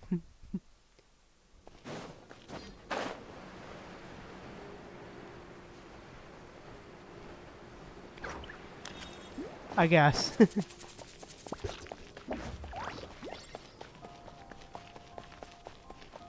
Shayori? Alright. Let me just, change the language back over to Japanese. Hey! There we go. ナドくらいへ行くのに、現地の人々に紛れるための変装なんていらないわ。もともと様々な人が集まる場所だから、Oh, she's buying どんな clothes. 服装の人がいてもおかしくないのよ。それじゃあこの格好でも。それだと凍え死ぬわよ。Tactful as always. 厚手の服は作っておくから、2週間後に受け取りに来てちょうだい。わかったわ。ありがとう、千織さん。気にしないで。あと一応言っておくけど、さっき見てた手袋、どれも君には似合わないわよ。なんとなく見てただけだから。それと、私の店で黒リンデに会うこともないわよ。実は、私は。彼女から受ける手袋の注文はいつも完成したらキララに届けてもらってるの。これ以上張り込んでも来てくれるのはシュブルーズだけよ。特潤体質で出されるお茶の味になんか興味ないでしょ。ない全くない。興味ゼロよ。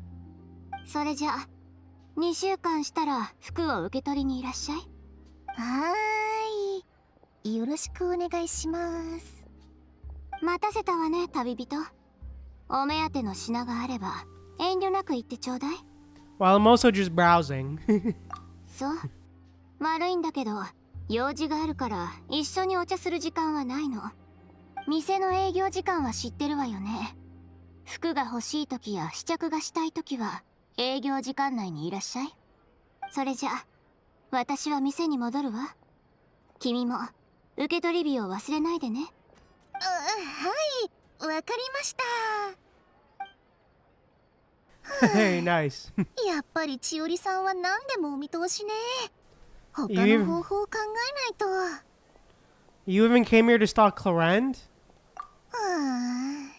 クロリンデさんは時々ここに手袋を買いに来てるって聞いたんだけど、どうやら完全に騙されたみたいね。まあいいや、この件は一旦保留。今の最優先事項はナドくらいに行くための買い出しよ。You convinced your parents? お母さんはあまり賛成してくれなかったけど、意外にもお父さんが結構応援してくれたの。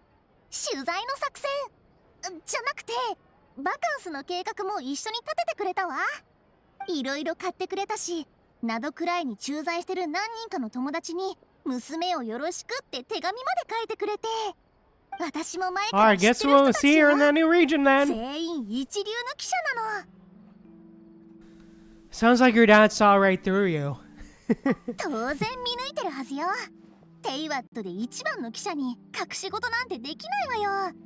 もちろんテイワットで一番のお父さんでもあるわ。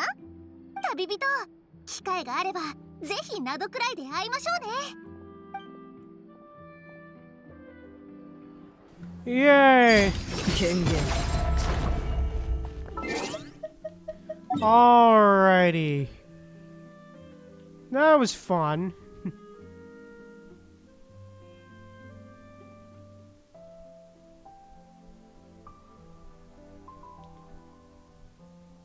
Alright, any more or no?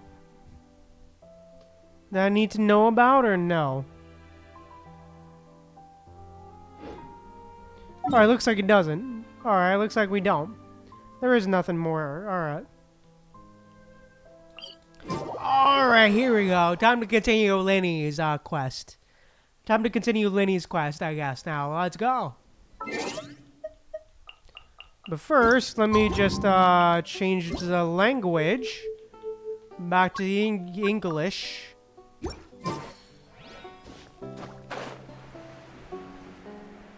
Alright, let's fly!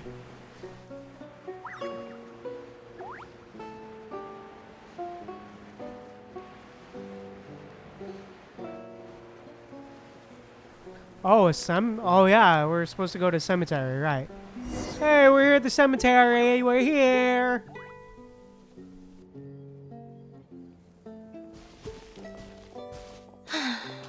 You took your time. Sorry, I bumped into the Traveler and Charlotte en route, and we ended up chatting for a while. It's been a while, Lynette. We're working as Lyney's temporary assistants in the investigation of the Phantom Weasel. Thank you. It's good to have you helping. So, what's the situation? Have you seen Gemma? Nope. I've been here a while, and she still hasn't shown up. How bizarre. Maybe it was bad intel. Well, we won't get anywhere by standing around waiting. Traveler, Paimon, let's go ask around.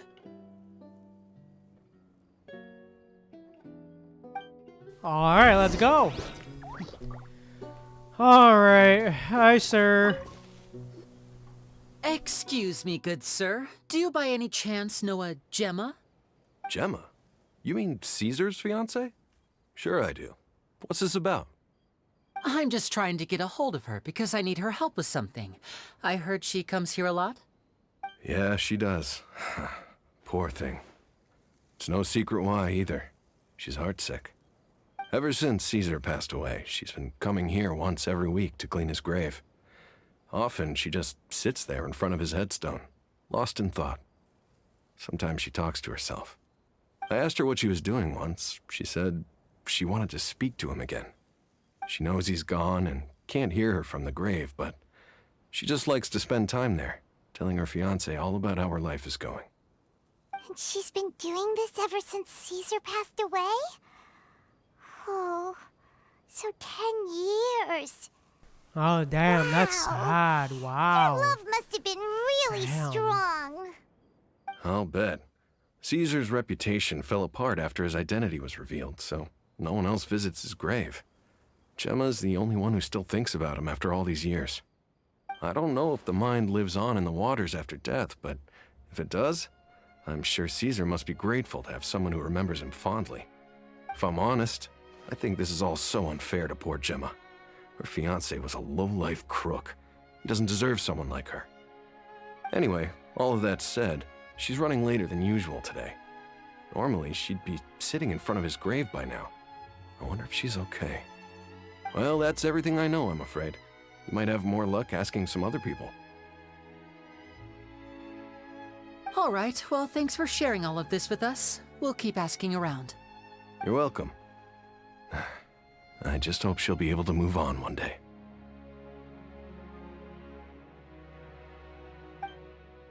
Yeah. Fair.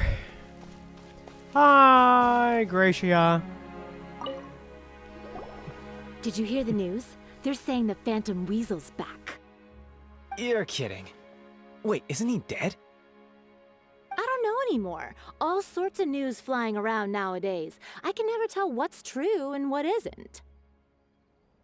But what if, just hypothetically, I mean, what if this weasel's the real deal and Caesar was framed? Called it. Seriously, 10 years ago, on the day it all went down, I said to myself, you know what? This guy's been set up. The Caesar I knew was a good guy. He gave balloons to children on the street, for Pete's sake. What, are we supposed to believe that he was a balloon thief or something? Give me a break. Oh, please.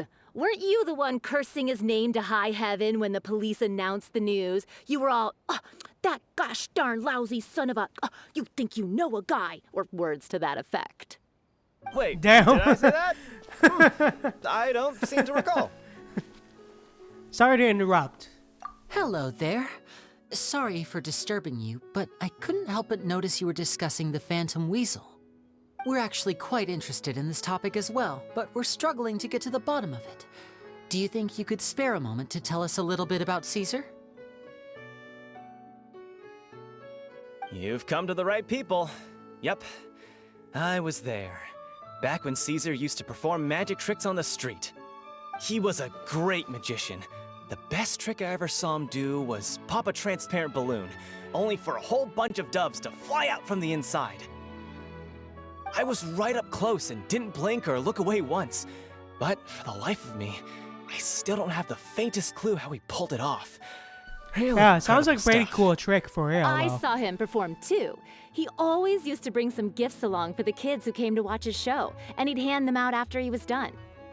Sometimes, he even got the kids to write their wishes down, and then he'd make the items on the wish list appear in his next show. Huh. He doesn't sound like such a bad guy. But after he died, there were also rumors that he used the wish list to find out what was precious to people, with the intent to steal it later. As I'm sure you know, the Phantom Weasel would steal just about anything from anyone. Whatever the case, now that the Weasel is back, Caesar's become a hot topic once more. I bet Gemma must be pleased.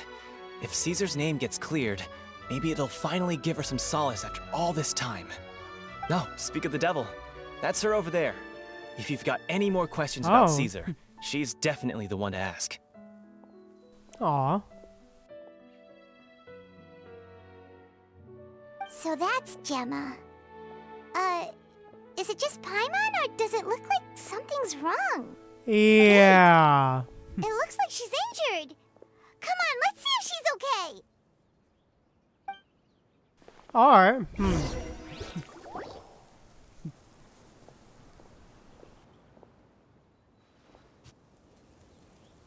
Hi there.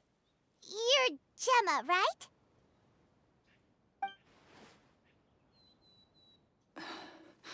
Who's asking? Don't be afraid, we mean no harm. It looks like you're injured. How bad is it? Thanks for your concern, but you didn't answer my question. Who are you, and what do you want with me? My name is Lyney, and this is my sister Lynette. My name's Paimon, and this here's the Traveler. We're investigating the Phantom Weasel. Hey, it started raining. Hey. The weasel posted a warning letter this morning. If he still lives, that means that Caesar was falsely accused. You knew Caesar better than anyone else. So if you're willing, we'd love to hear what you think about all this. I promise you can trust us. We won't hurt you. In fact, we'll do all we can to keep you safe. I never believed that he was the weasel. Huh. I suspected as much. Okay, so going back 10 years, do you remember anything strange in the weeks leading up to the accident? Did Caesar have a falling out with anyone, for instance? No, not that I know of. Got it. All right, sorry for disturbing you. If you don't have any more questions, please leave. I want to be alone with him.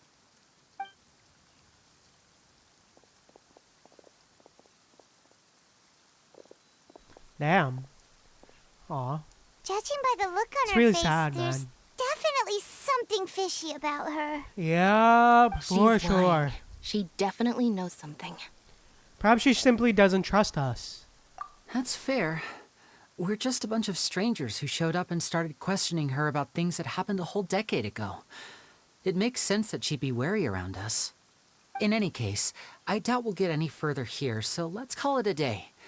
Meet me outside Hotel de Boer tomorrow, and then we'll start the next step of our plan. Yeah, true. Definitely like Lynette for real.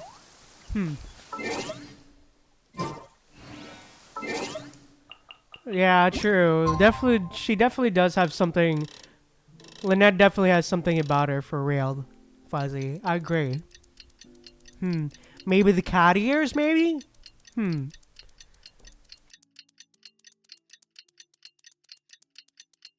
Or perhaps the tail, maybe?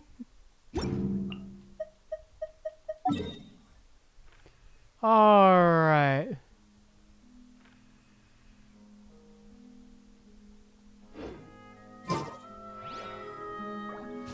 Get a drink at least what? I'm sorry, what?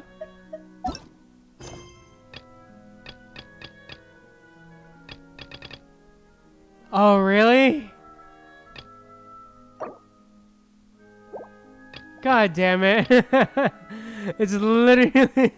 Yeah, nah, literally blocked by a daily commission. Bruh, really? It's legit blocked by a daily commission. Are you serious? Are you actually serious? A daily commission is blocking it. Of all things, a daily commission is the thing that's blocking it.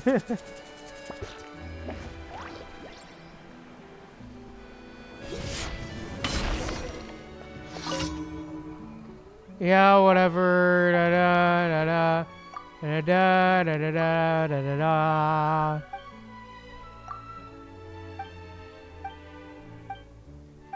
Yeah, I don't care, bro. Can I just skip? Man, I really wish this game had a skip button. Oh, bro. Oh, please implement a skip button, please.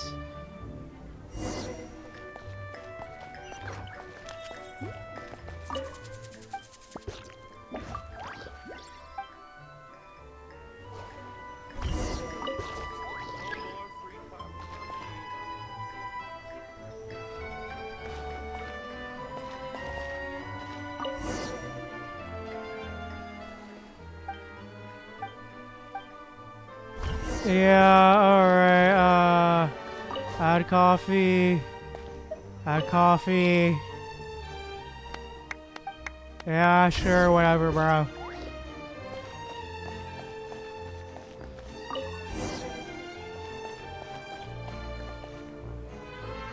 Oh, yeah, blah, blah, blah, brew coffee. There we go.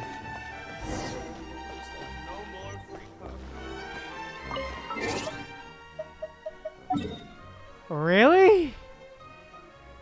We had to do that in order to unblock that? That's so weird. What the hell? I'm sorry, what the hell? But yeah, I wish this game really put in a skip button. Like, goddamn. Lynette's not joining us today? I've had her follow Gemma and see if we can make any inroads with her. They should be at a cafe right now. Still, I don't think that Gemma's likely to open up to us. So, we need a contingency plan. Alright, what should we do? Today, we'll be looking into a guy named Lorenzo, Caesar's former pupil and assistant. When Caesar passed away, all the stolen goods discovered in his home were confiscated and returned to their rightful owners. But Lorenzo was the only one privy to all his magic secrets, and he inherited his craft. Before long, Lorenzo was the next big magician in town, his fame surpassing even that of his master, and it made him very wealthy. He's since left the magic scene, though, and these days, he's a wealthy businessman with his fingers in a lot of different pies. I had to pull a lot of strings, but I managed to get him to agree to a couple of drinks with me. Be warned, though, I hear he's got a hair-triggered temper. We'd best be careful.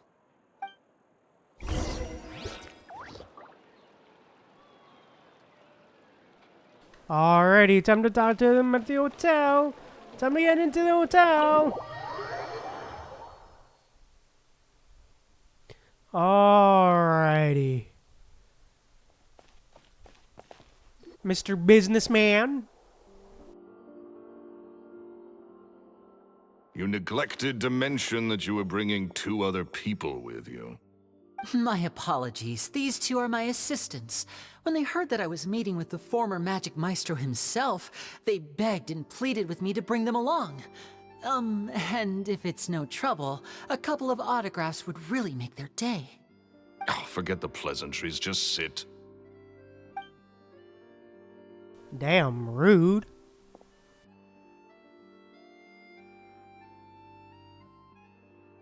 Get a load of this guy. Forget the pleasantries, he says, but he looks pretty happy about Lyney stroking his ego. I only agreed to meet since we're both magicians. Do me a favor and cut to the chase. I have more important things to do than drinking. Much obliged, sir. As it happens, the matter I want to address is also related to magic. Yesterday morning, a warning letter from the Phantom Weasel appeared on the entrance to the Opera House. He claims to be planning something for the same evening that I'm scheduled to do a magic show there. As such, I believe that I may well be his target. Yeah, I gotta love Fontaine Quest for real, to buddy. ensure that my show can go ahead as planned. Naturally, any investigation into the Weasel starts with a few questions about Caesar, who... What is there to investigate? Caesar was the Weasel and he's been dead for 10 years. So what if some sick creep thought it'd be funny to write a warning letter? It changes nothing. Are you trying to tell me you actually bought it? Please, sir, no need to get so worked up. I do concede that a copycat is but one possibility. Possibility? It's a fact, Lyney. Look, my patience is limited, so listen carefully while I'm still willing to put up with you. The Weasel is dead. Period. Everyone knows that, so do yourself a favor and quit this investigation. It'll lead you nowhere. Look, if this affects your magic show in any way, I will personally compensate you for any losses. Oh, sir, I'm honored, really. But this definitely isn't about lying, finances definitely for me. hiding something.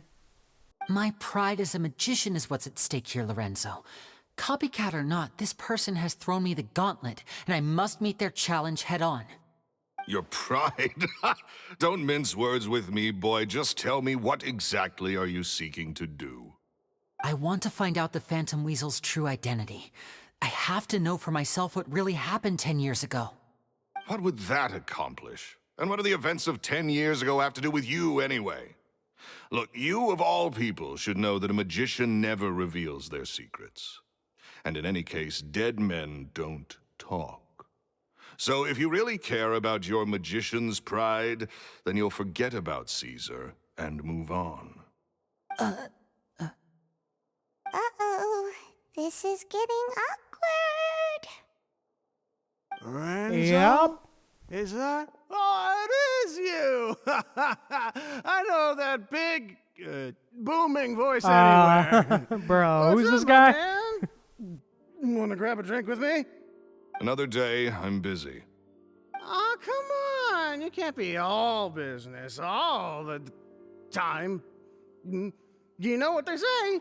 Live fast, die young. You gotta learn how to kick back and relax once in a while. If I wanted your life advice, I'd ask for it. Now get out of my face and go be drunk somewhere else. Sorry, my good sir. I don't believe I've had the pleasure. Oh, hey! Edmondo.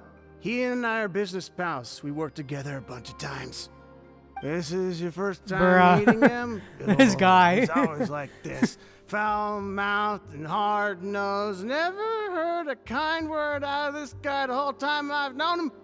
And he wonders why he can't get a girlfriend, despite being, what, pushing 40, 30, something? Anyway, point is, a lot older than when he first got rejected by the girl he was into. And he's still into, from what I hear. Damn. Shut up and get out of my face. Another word out of you and you can forget about doing business with me ever again. Do I make myself clear? Sorry, I may have had a little too much to drink. All right, I'm gonna leave. Don't work too hard.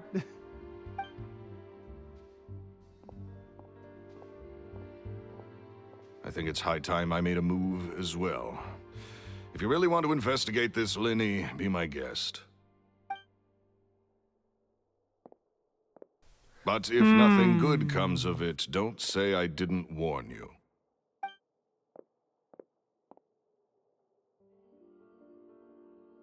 Well, that fell to pieces in a rather spectacular fashion. Any thoughts? There's definitely something strange about him. Totally. And what was all that about compensating you for your losses? Why would someone you just met make an offer like that? He's gotta be hiding something. And not like Gemma. She was a little suspicious, but this guy's definitely covering something up. I think so too. True. We need to look into Lorenzo more closely. That guy Edmondo seems to know a thing or two about him. He only just left. Let's see if we can catch up with him. Hey, let's go. Alright, Edmondo. Time to get out. Edmondo, sir. Let's talk. Hey, man.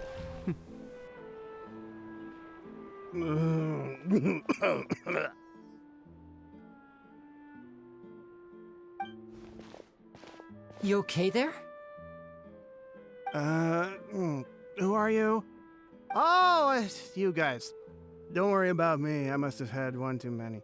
I just need to ride it out. I say way too much back there, didn't I? Yeah, I nearly talked myself into complete financial ruin. Note to self, no more drunken chats when Lorenzo's around. So, he was serious about threatening to cut you off? Ugh, Paimon knew he was a bad egg.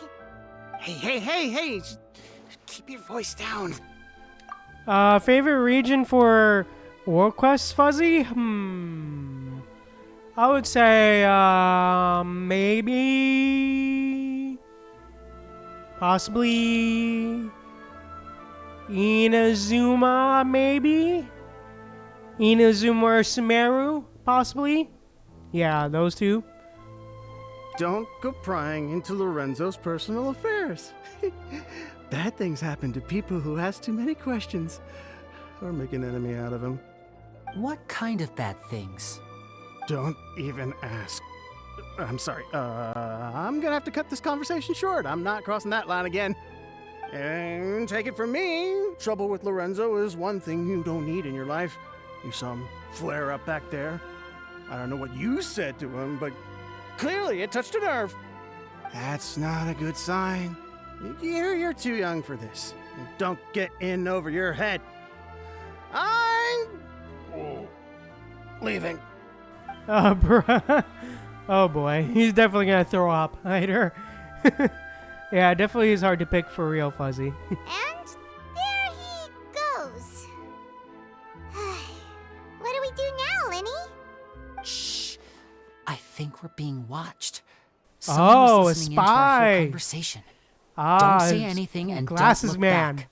Any altercation in the city will attract the guards. We'd better take this elsewhere. Glasses man.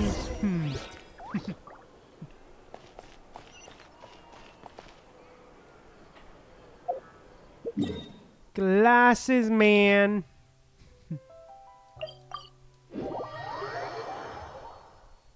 Literally men in black trailing us, huh?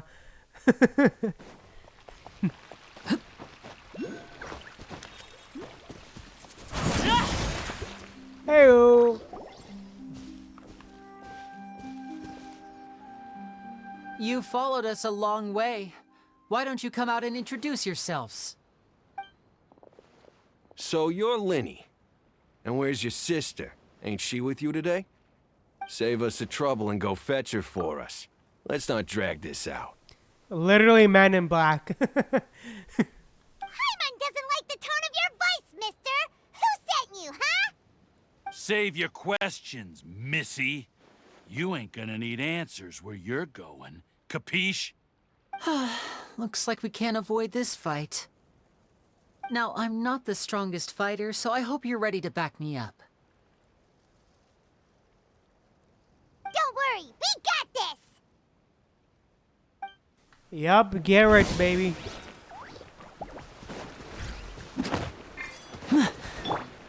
Shine down! Step right up!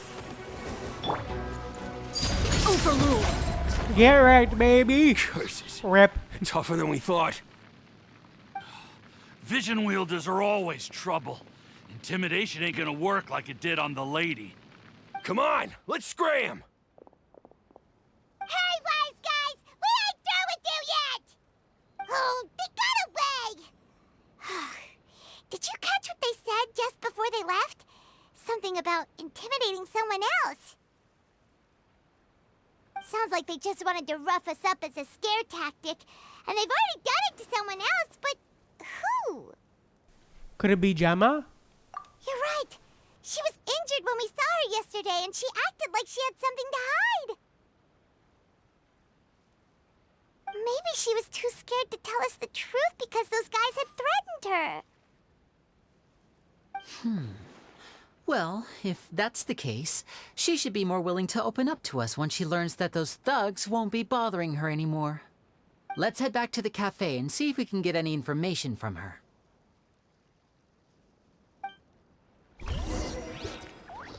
Alright, let's go. Alrighty, let's do it.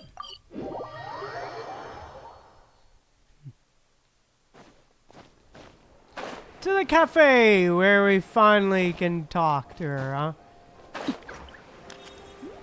After a weird, interruption period with the daily commission, apparently. Hey.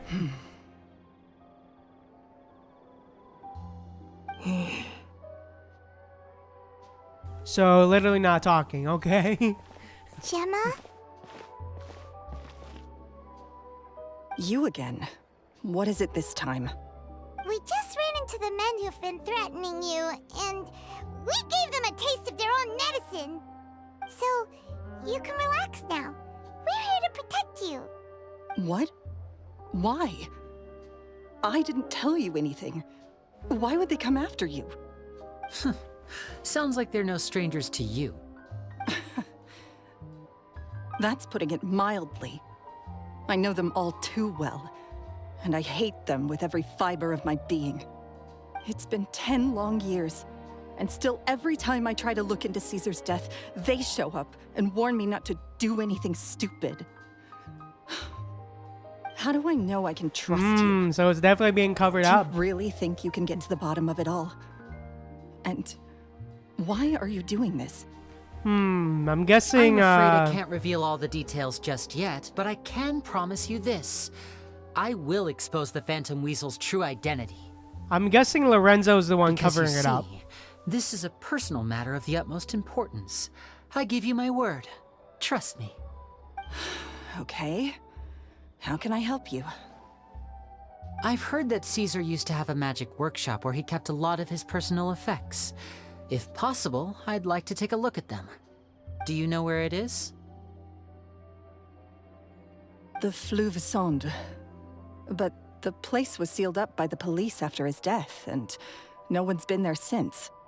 I also know that the Fleuve Sonde is dangerous territory. Lots of hostile groups lurking around. If you're serious about going there, please be careful. Understood. Lynette, you stay here and take care of Gemma. Don't let her come to harm. Got it. But if I'm staying here, I'm ordering dessert. I mean, bon appetit. But stay sharp, too.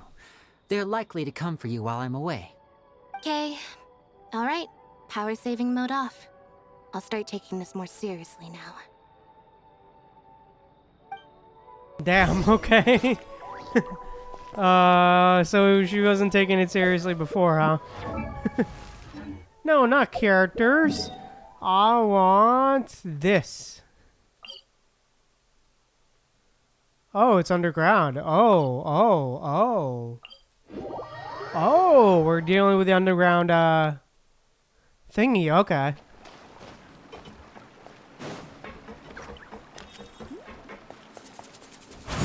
Alright, let's go.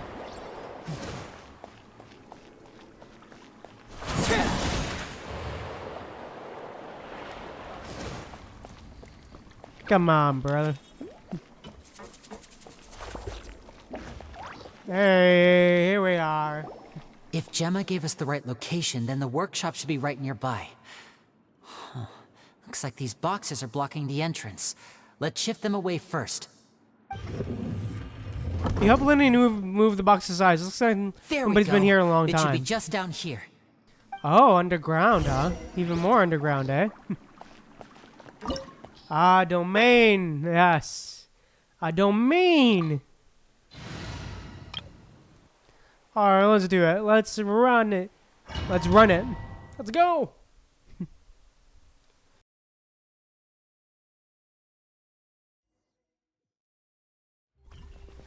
Ah, here we go.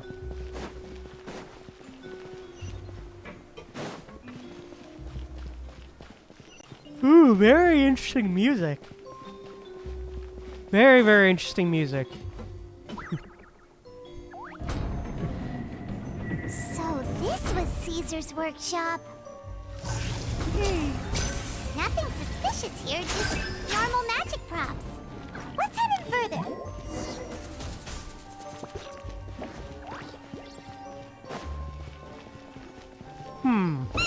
What was that?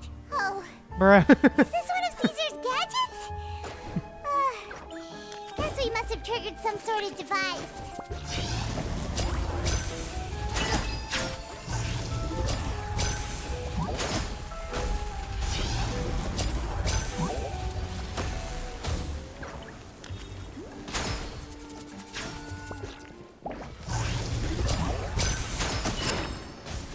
Here we are. Let my name echo in song!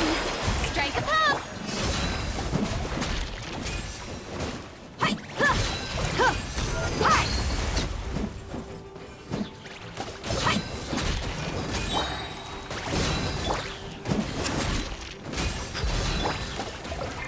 Letting crave Boom. names echo! Whoa.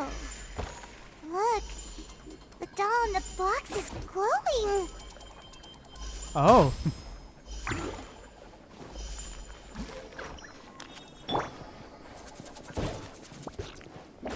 Now disappear!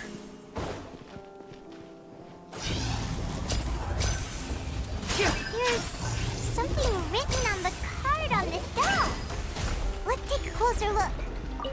Wish list. I would love. But no, I didn't really take care of it. If it's easier, alright, yeah, whatever.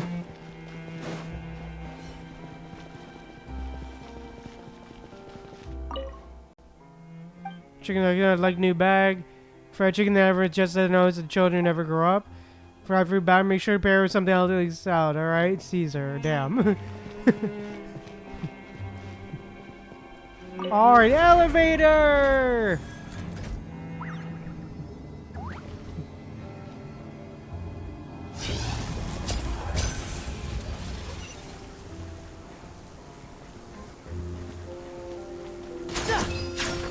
Looks like we've reached the end of this route. Shall we try a different one? Oh.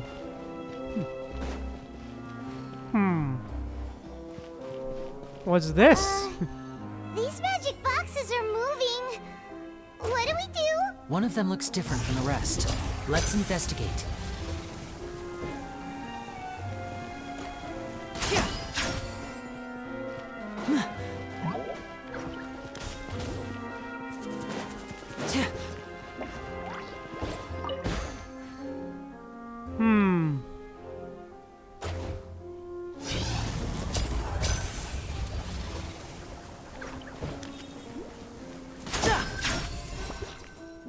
Got him!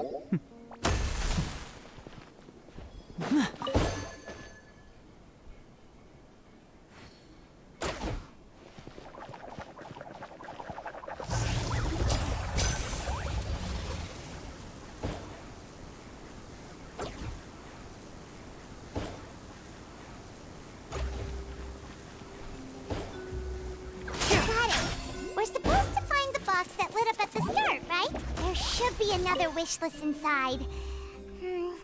Let's keep Come on.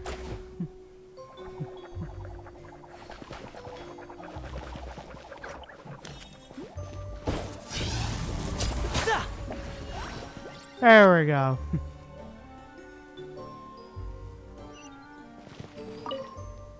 Bring it back together. We're good DMA exam. Another life. Would you buy? Some of you need more mad. I'm any proud of your hard work. But I don't wish from Caesar. Aw. Whatever Caesar, I'm watching when Greg see interrogation Caesar. Oh my. This makes the wedding, but don't worry, you're all invited. You're already scheduled. I'll never be back. Aw. Aw, that's cute. That's very cute. What innocent wishes. Hey.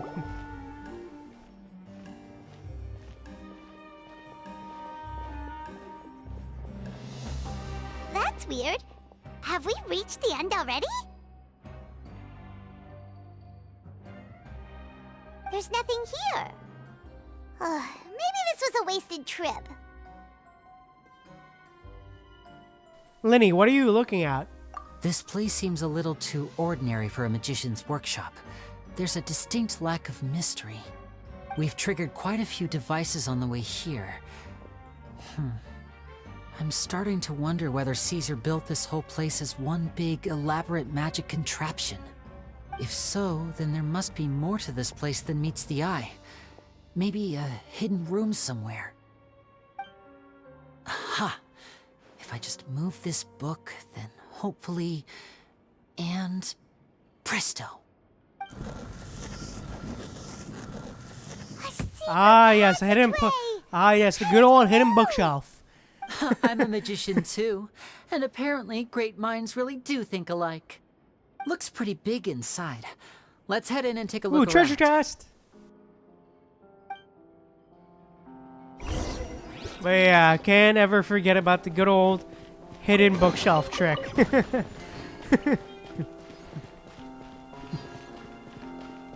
Alrighty.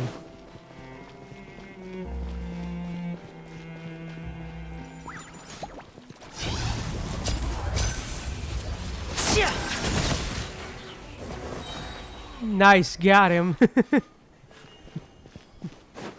Ooh, treasure chest.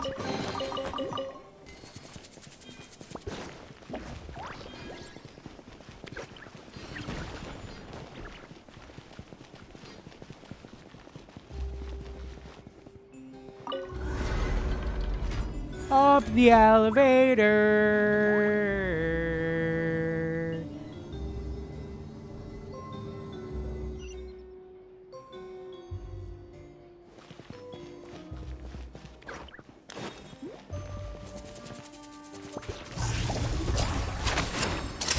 Here comes the finale.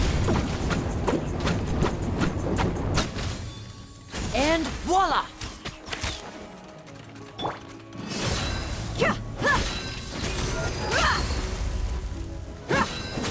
Everybody stand back! Let's light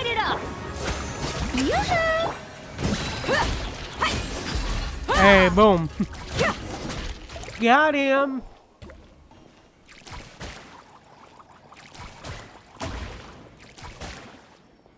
Why have you stopped, Lyney? Is there some device in that box? Huh. It just looks familiar somehow. Let me check this out for a second while you guys go on ahead. If anyone makes a major discovery, let's rendezvous here. All right, see you in a bit.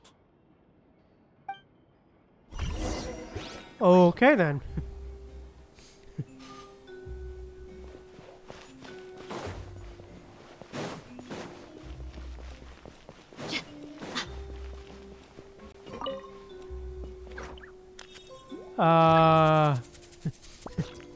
Without stepping on the same one twice. Okay. Huh.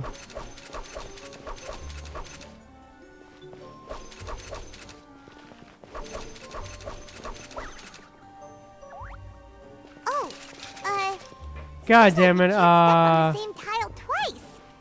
Guess we've got to finish it in one run, huh?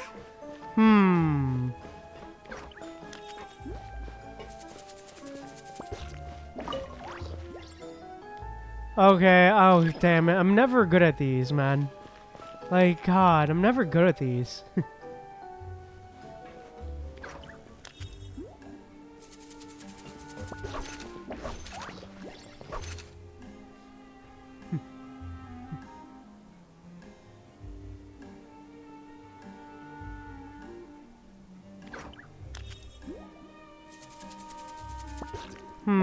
Yeah, puzzles for real.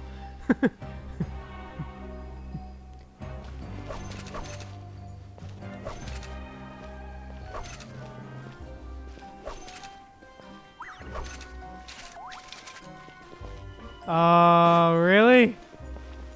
Is it timed as well? Holy crap, really? Can I jump over or not?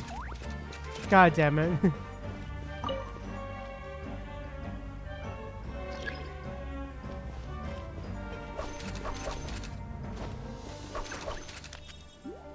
Oh. Maybe. God damn it.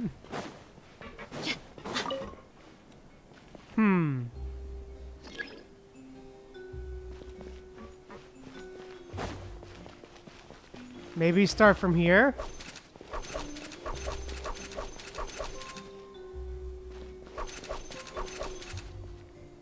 Oh shit,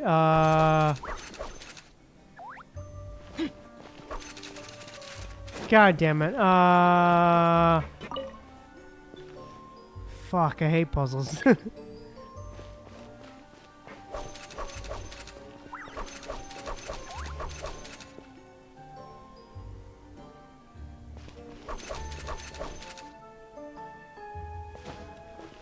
Shit, fuck, I almost had it. I almost got it.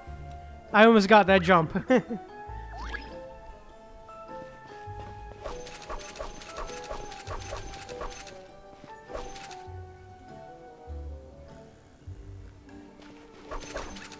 I almost cheesed that. Oh.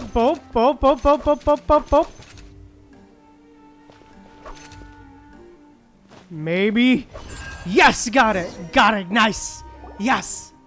Yes, got it. Hey, let's go.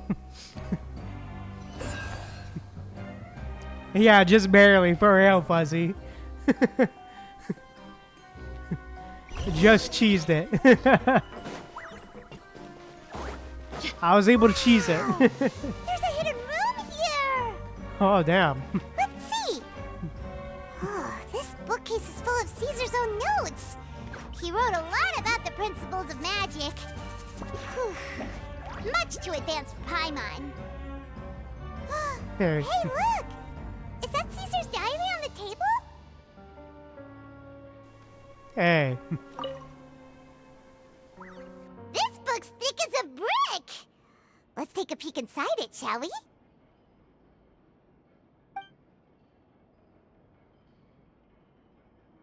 About wish lists? At one of my shows a few days ago, a child asked me how I pulled candy out of my hat. As a joke, I told the kid that the hat has a built-in wish-granting machine. Next thing I know, today a whole bunch of kids were pestering me to pull all sorts of things out of the hat. So I told them another white lie. The machine needs time to power up, but in the meantime, you can write your wishes down. Well, they took me up on that offer, enthusiastically. As I write this, I've only just got back from running around all over town, buying the things they wanted. Boy, are my legs sore.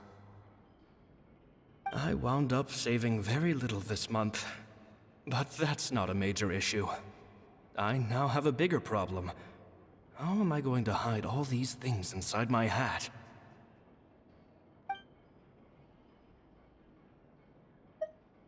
Damn.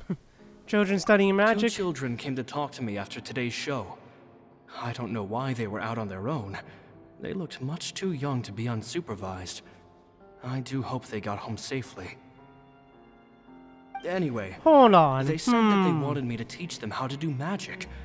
It's not uncommon for children to ask this, of course, but I've never seen any of them as serious about it as these two. Maybe that's possibly Lyney and Lynette, maybe? That learning magic is very hard work, but that didn't faze them at all. It's like they already knew. They seemed so committed. I couldn't turn them down.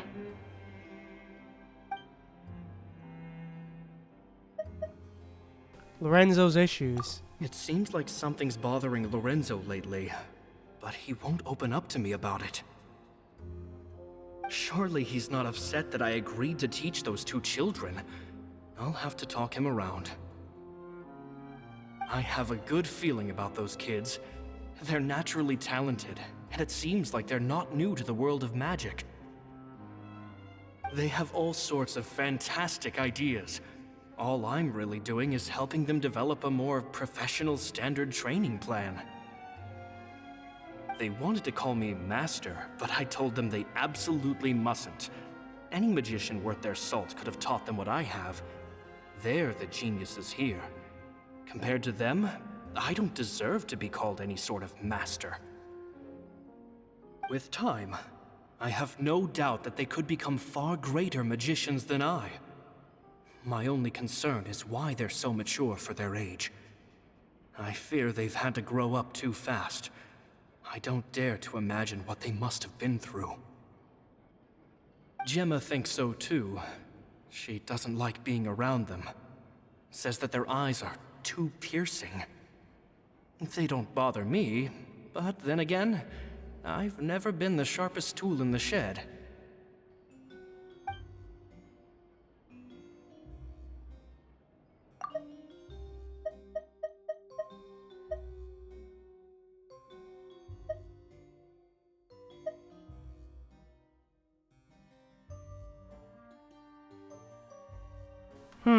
Alright.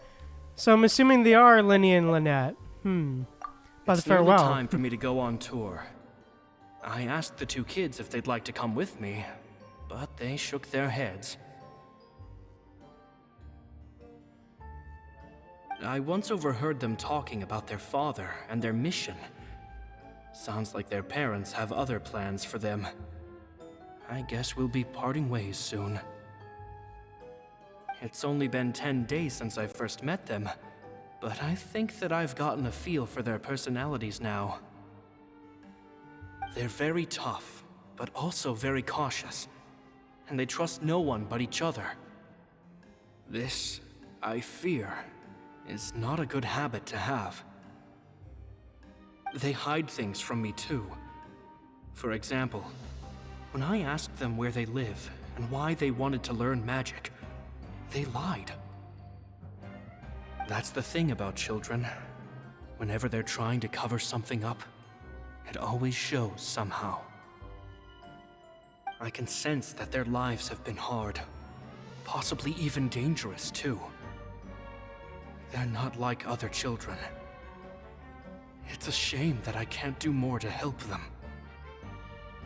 After thinking things over, I decided to tell them a bit about how I see the world. It's full of lies and falsehoods, and that is why we must find our own truth. P.S. I hope they won't find my nagging annoying. Children are so opinionated nowadays.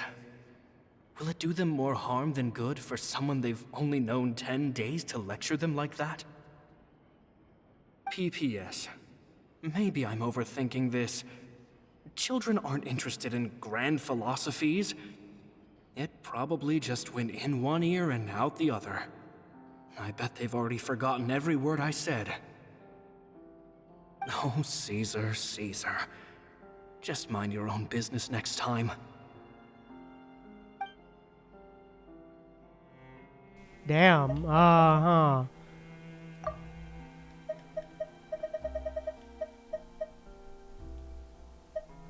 Yeah, I'm definitely Lyney and Lynette.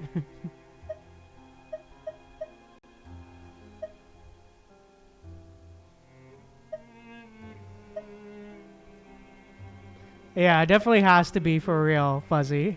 Two magic geniuses with a father and a mission, huh?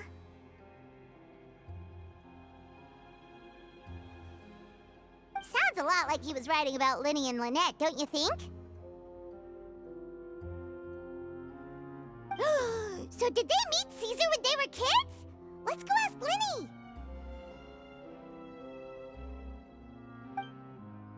Alright, yeah, sure, let's go. Alright, Monsieur Lyney. Time for you to tell the truth, sir.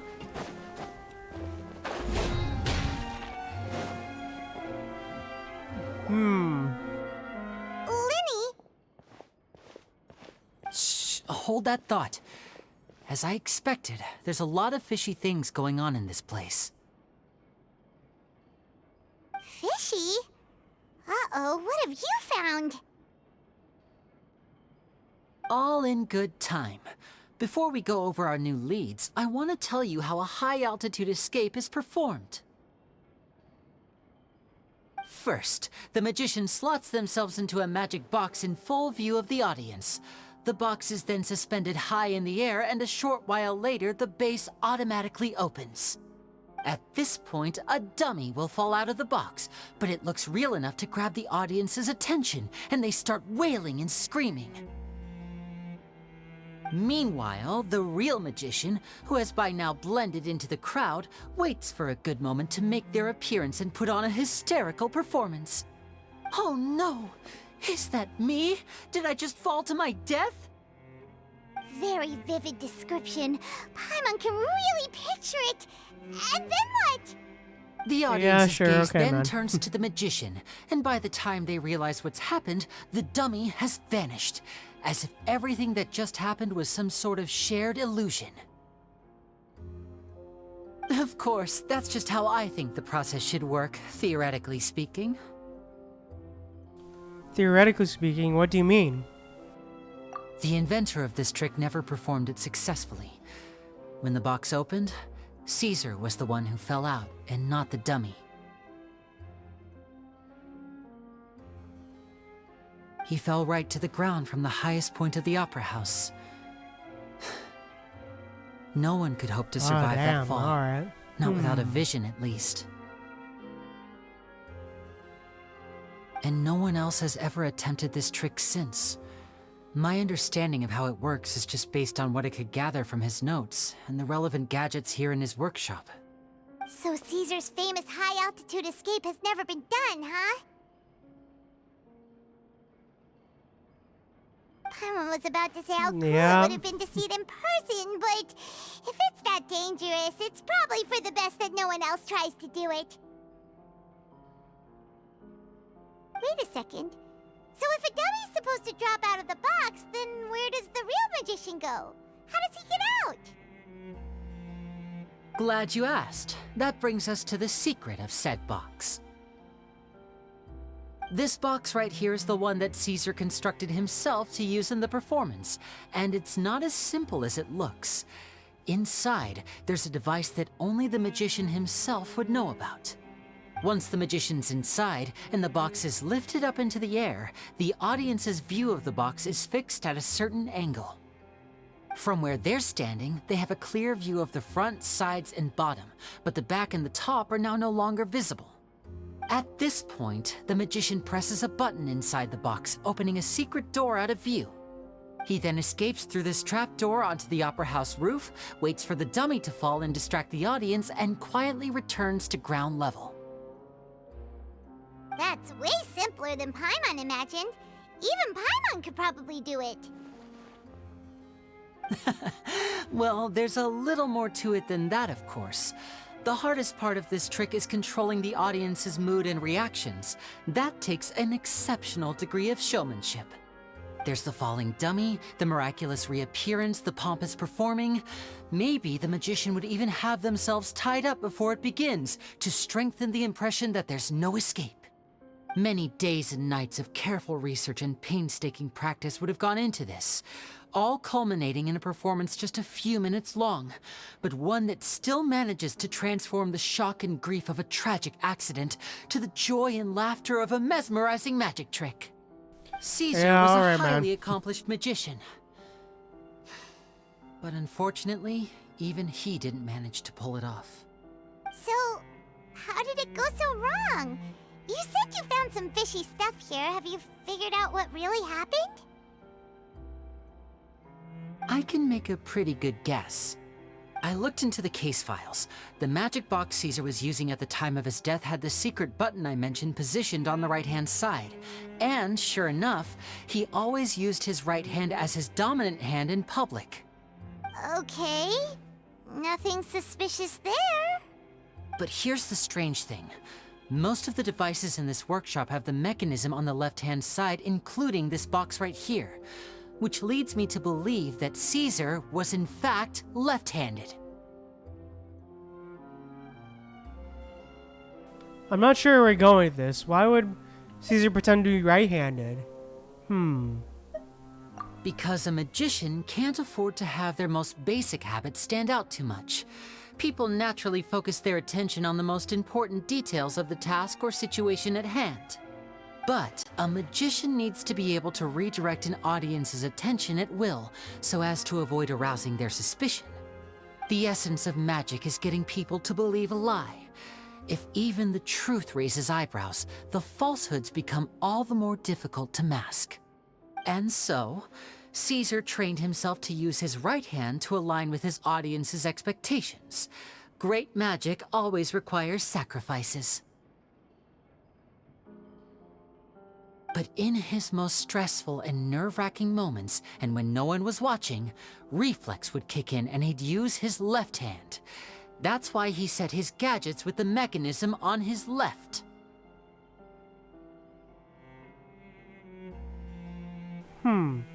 Maybe someone exploited that fact against him? Yeah, agreed. The story with the siblings is very interesting for real, Fuzzy. Exactly. I think that's likely what happened. Caesar would have been under a lot of time pressure during the escape. He'd have had mere seconds to open the hidden compartment, retrieve the dummy, then open the secret door and make a swift escape. But I'm sure he was confident. He would have rehearsed countless times to the point where it was second nature.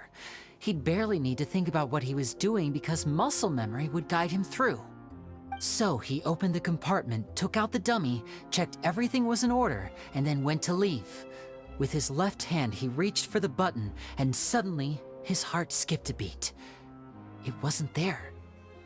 Much like when you reach for your keys but find your pocket empty, his mind needed a moment to process what was going on. Instinctively, his left hand would keep feeling around for the missing button, maybe for another second or two, until the bottom of the box gave way. With the stakes being as high as they were, just a 2-second delay cost him everything. The authorities would find nothing suspicious and conclude that his death was due to his own error. When in reality, someone switched the boxes, and they did it to murder him. But how would they be able to make the switch without being noticed? That would be difficult to pull off, no? It would have to have been someone who knew that he was left-handed, and who could move his props around without arousing suspicion. Someone who was always by his side. Isn't that right, Lorenzo? You just couldn't let sleeping dogs lie. I knew it. I knew it. There's not a lot of people who'd go to all this trouble for some magician who died 10 years ago. I didn't want to have to do this, you know. Silencing you the hard way just creates more problems for me to deal with. But I gave you your chance. I hoped you'd do what's good for you and back off like the lady, but you disappoint me. You mean Gemma? So you are the one who's been threatening her! Yes, although however stubborn she might be, she was never much of a liability. But you people, you never even knew him, but for some reason you just wouldn't drop it. Which is why you can't leave this place alive. Take them out, and make it quick. Sorry, your henchman. Looks like you're all gonna die, buddy. Sorry. Sorry, henchman. Look like you're all gonna die. Step right up. Alrighty, let's go. Dead meat!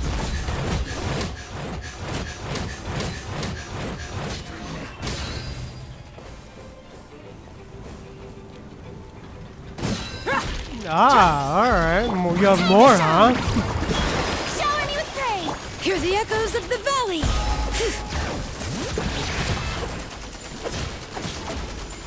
I'm going in! Let's get this show on the road! Get wrecked, baby!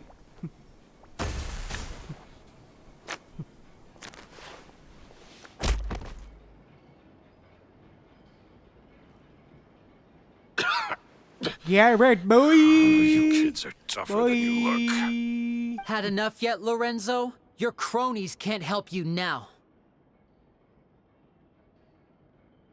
I think it's high time you started talking, and what I'd really like to know is, why did you murder Caesar?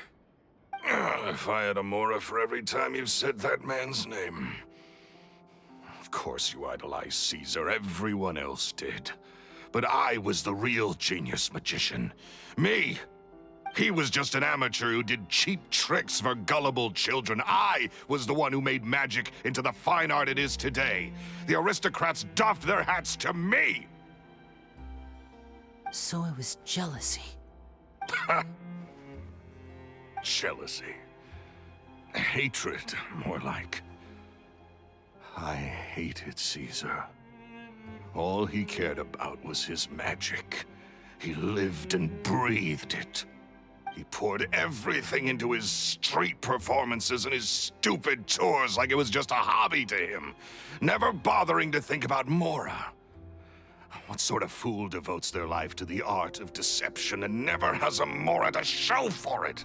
Of course. You only care about Mora. Oh, how they looked up to him. No one gave me a second look.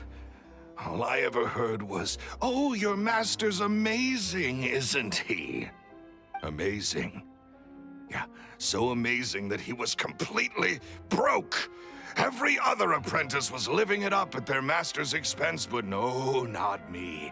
I put in all the work, mastered all the skills, and it brought me nothing more than the life I already had. So you killed him. He forbade me from using magic to trick people out of their Mora. There was nothing he hated more than that. And with his reputation in Fontaine, it was too risky for me to go it alone. As long as he was alive, if I dabbled in my own brand of money-making magic, he would expose me, and it would destroy me. I had to kill him. There was no other way. He had to go. Well then. If that is the case, then I sentence you to death, then. And well, this then was say your goodbye. only motive? It was reason enough. What other motive would I need? Well, I was under the impression that there might have been other factors at play. For instance, maybe you were in love with Gemma, but she was engaged to Caesar. In love with Gemma? Don't be ridiculous. Oh. Guess I was wrong about that then. Next question. Are you the Phantom Weasel? I am. Caesar was so strict with me. He insisted that his way was the right way, that the sole purpose of magic was to bring joy to the world. I mean, it I is. never bought into any I of mean, that. it actually is, man. I was more interested in the practical value of magic. Sure enough, it helped me fill my pockets with all kinds of valuable treasures. But heard that the Phantom Weasel stole from the rich and poor alike. Oh, yeah! Charlotte told us that the weasel would steal whatever people valued, no matter how much he was worth. That's just how it looked from the outside. What would any thief want with second-rate loot? I've only ever targeted high-value items. I stole cheap things as a way of practicing my craft. It was other people's overactive imaginations that conjured up the preposterous image they then dubbed the Phantom Weasel. So, that's the story, huh? Well, I hope you're ready to tell it all over again during your trial. What choice do I have? You're a pack of wolves, and you've got me between your jaws. You've seen what's here, and my last-ditch effort to stop it getting out has failed. What else can I do? So be it. I've enjoyed power and wealth for the last 10 years, the likes of which Caesar could never give me. I wouldn't choose for things to end this way, but I regret nothing. Very well.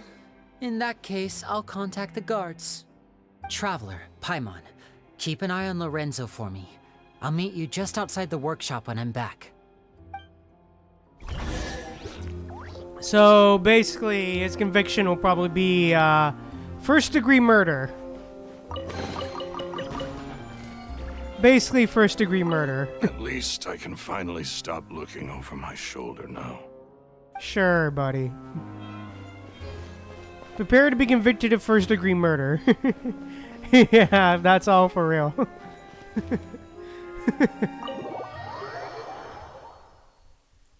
Or is it second degree? I forgot.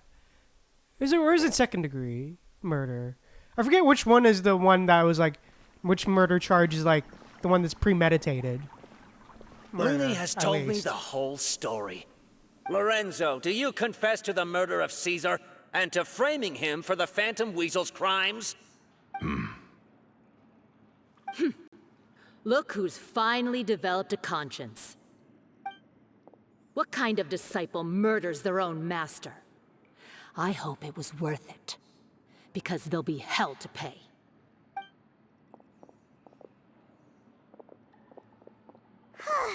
Looks like it's all over. What should we do next, Lyney? Should we start preparing for your show? Let me think. Let's rendezvous with Lynette and Gemma first. With Lorenzo in custody, Gemma will no longer have to fear for her safety. Good point. We should go tell Gemma the good news right away. It'll give her some peace of mind for sure. Hey, yeah, nice. Aw. Alrighty, time to talk to Gemma. Let's go to the cafe.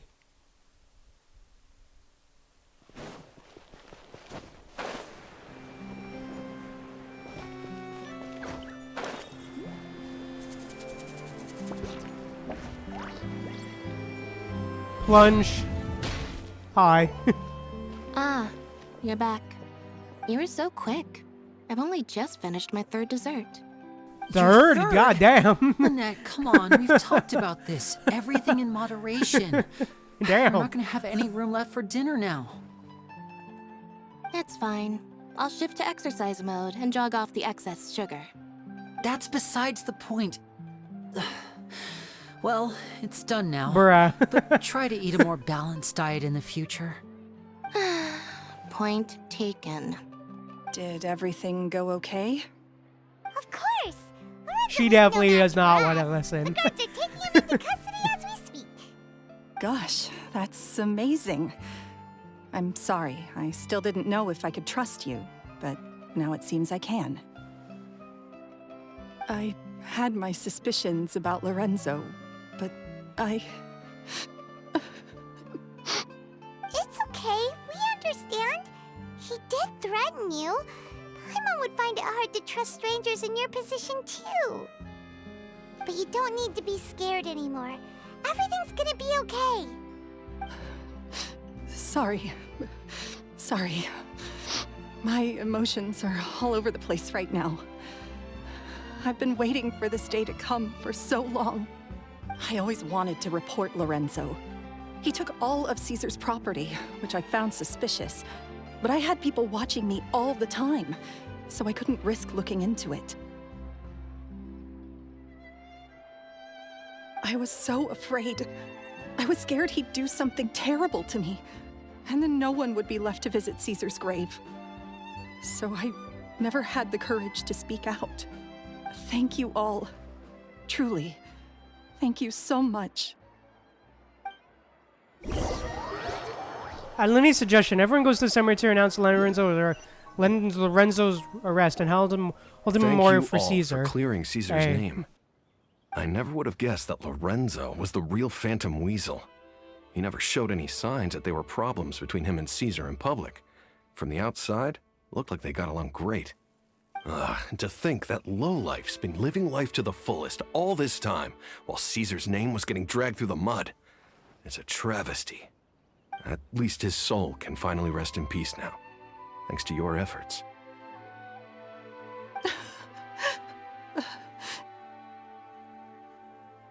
If only I'd realized before it was too late.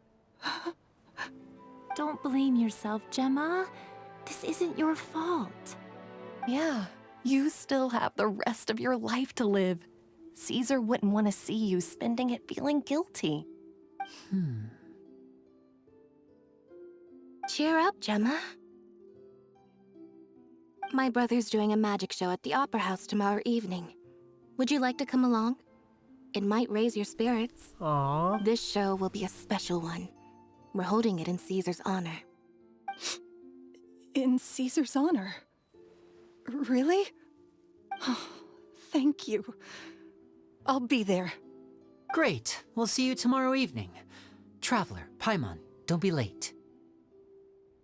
Don't worry, we'll be there. No way are we gonna miss out on a free magic show. Hey, yep. Let's go. Wait, Paimon feels like we're forgetting something. Oh yeah, Caesar's diary! We never found out if the two kids Caesar taught magic to Bruh, really? or not. Yes. We changed the topic back in the workshop, so we didn't get a chance to bring it up. Oh well. Guess we'll just have to ask Lyney tomorrow evening. Yep. I've spoken many choice words about Caesar over the years. I'm so ashamed of myself now. He was such a good man. Damn.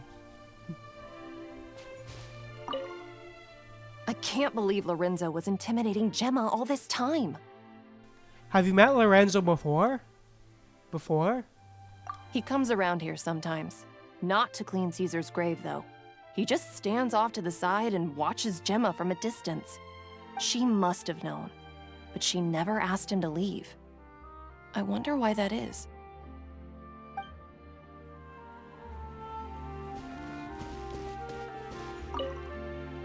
It may take some time, but Caesar's reputation will be restored now that the real culprit has been captured. Looks like Gemma chose a good man after all. Yep. Alright, next evening. Claim all. Nope, setting time. Alright, time to change the time. Tick tock on the clock.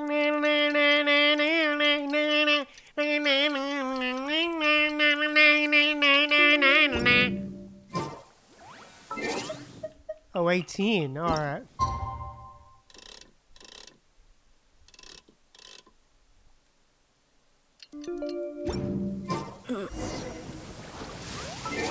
Oh damn, the lightning, goddamn. Yeah, I'm gonna. No, thank you. I'd like to not deal with the lightning, please. Thank you. Sun's out, guns out. Just sucks that I got so much work to do. All right, let's go to the opera house.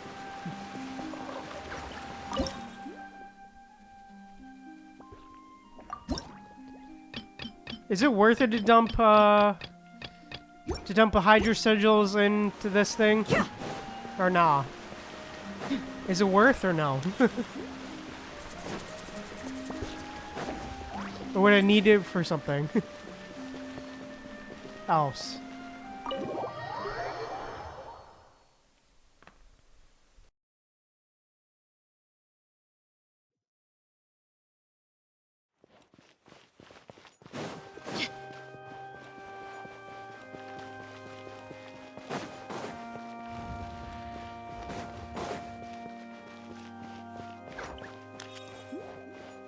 But alright, yeah, let's head to the show! Alrighty, here we are.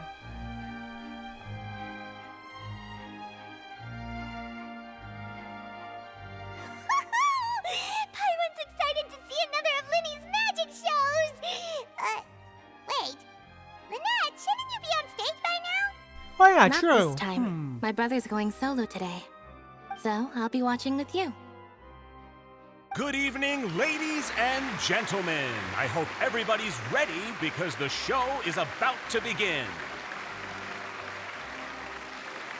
The great magician Lyney has prepared a spectacular show for us all tonight, concluding with an all-new grand finale that no audience has ever seen before. Wow! A new trick! Thank you all so much for coming. Now, prepare to join me on a journey through the mystical and miraculous. Lyney wows the audience with his skill. Exciting stuff, isn't it? Yes, it's just... It reminds me of him. No wonder. Caesar was a famous magician too. So, how did you two first meet, Gemma? Well, I was out on the street once, and I saw him performing for little children. Children love magic, because they're willing to believe in things that can't be rationally explained. Caesar had this amazing way of bringing them into a dreamlike world. And somehow, I felt drawn to him too. So I went up and asked him to do a trick for me. Aw, that sounds so romantic. What trick did he do? It was with a flower. He took it in his hand, snapped his fingers, and it magically appeared on my head. I was so happy that day. Aw, that's no cute. No one had ever given me a flower before that. Oh, that's so cute! Actually, now that you mention it, Lyney's done that one before. Is that right? Then I suppose he's a romantic at heart, just like Caesar. So let's treasure the time we have with him. After all, you never know when the people dearest to you might be gone. Don't be sad. That's right. It's all over now. Paimon doesn't really know how to comfort you, but at the very least, no one's gonna be intimidating you from now on. You can breathe easy at last, right? Right. Yes, you can breathe easy now, Phantom Weasel. See? Even Lynette says... Wait, what? Wait, what? What? The Phantom Weasel? Lorenzo escaped? Where is he? What do you mean, Phantom Weasel?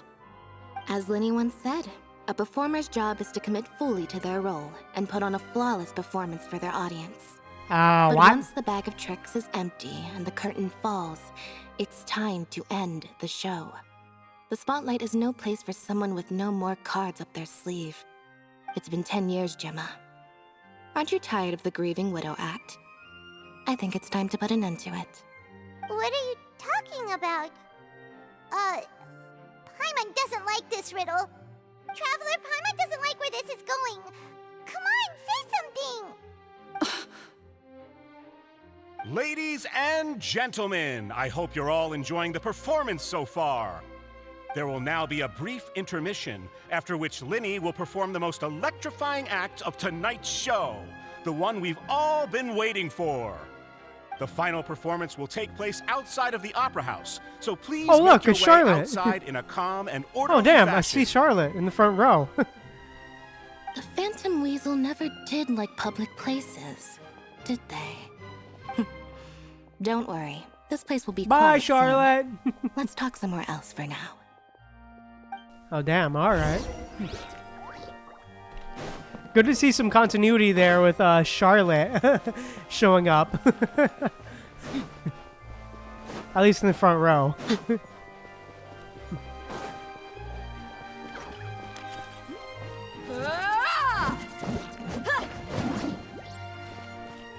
Hi.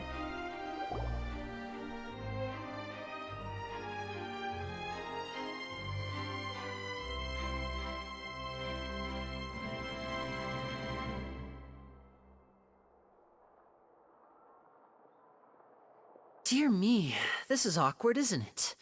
And unfortunately, I'm all out of gadgets, so I'm afraid I can't do any tricks to liven up the mood. This is a big mistake for a magician to make, but thankfully, I do have a backup plan. Now, who wants to hear a story? Lyney, don't we have more important things to address right now? Lynette accused Gemma of being the real Phantom Weasel a moment ago. Oh, what the heck's going on? All in good time. Magicians are good at guessing what people are thinking. I know the questions you want to ask. And as it happens, the story I'm about to tell might answer a few of them. Really? Well then, let's hear it! Paimon's dying of curiosity here! Let's go back to the very beginning. A decade ago, when the Phantom Weasel was terrorizing the court of Fontaine. She never missed a target, never left a trace, and no treasure was safe from her thieving hands. But as her infamy grew, so did the readiness of the police, and her opportunities to act became ever fewer. So that's... Every day she ran the risk of being exposed for who she was. Of course, she could not simply take this lying down, and before long she found her ticket to freedom. She would create a scapegoat, a false weasel to close the chapter on her behalf. After weighing her options, she set her sights on a renowned magician, Caesar. After all, magic and theft shared enough similarities for people to buy the story when the truth came out. So then what? Being the master deceiver she was, the weasel easily earned Caesar's trust. Now all that remained was to frame him for her countless crimes. But as she was considering how to make her move, she noticed Caesar's aggrieved pupil, and a new thought entered her mind. Maybe I don't need to get my hands dirty after all. At her encouragement, Lorenzo tampered with Caesar's magic box, causing him to fall to his death. Afterwards, Lorenzo seized his master's property, and the weasel set about tarnishing Caesar's reputation. Two co-conspirators committed the perfect crime. Oh, damn. I've got to hand it to you. You're both exceptional storytellers. It's enough to make even me wonder whether there was really another mastermind behind all this, pulling the strings. But I just have one question. You seem to think that I am the villain in this tale. What's brought this on, Lyney? Is it something that Lorenzo said? Don't worry, Lorenzo said nothing at all. But I never believed that he was the weasel, and in fact, my investigation only made me more certain of that. He was too forthcoming with his confession, as if there was something else he was trying to hide. How disappointing. So you'd sooner trust Lorenzo than me, even without a shred of evidence? A magician is an expert at playing the audience to get the result they want. And I have no doubt that you, Gemma, are equally talented in this regard. With a little help from Lorenzo, you put on a very convincing performance. The lovesick fiancé, whose devotion to her betrothed is unshakable, even under threats of violence. Caesar was maligned and hated by all for 10 years, but you? Everyone sympathized with your plight.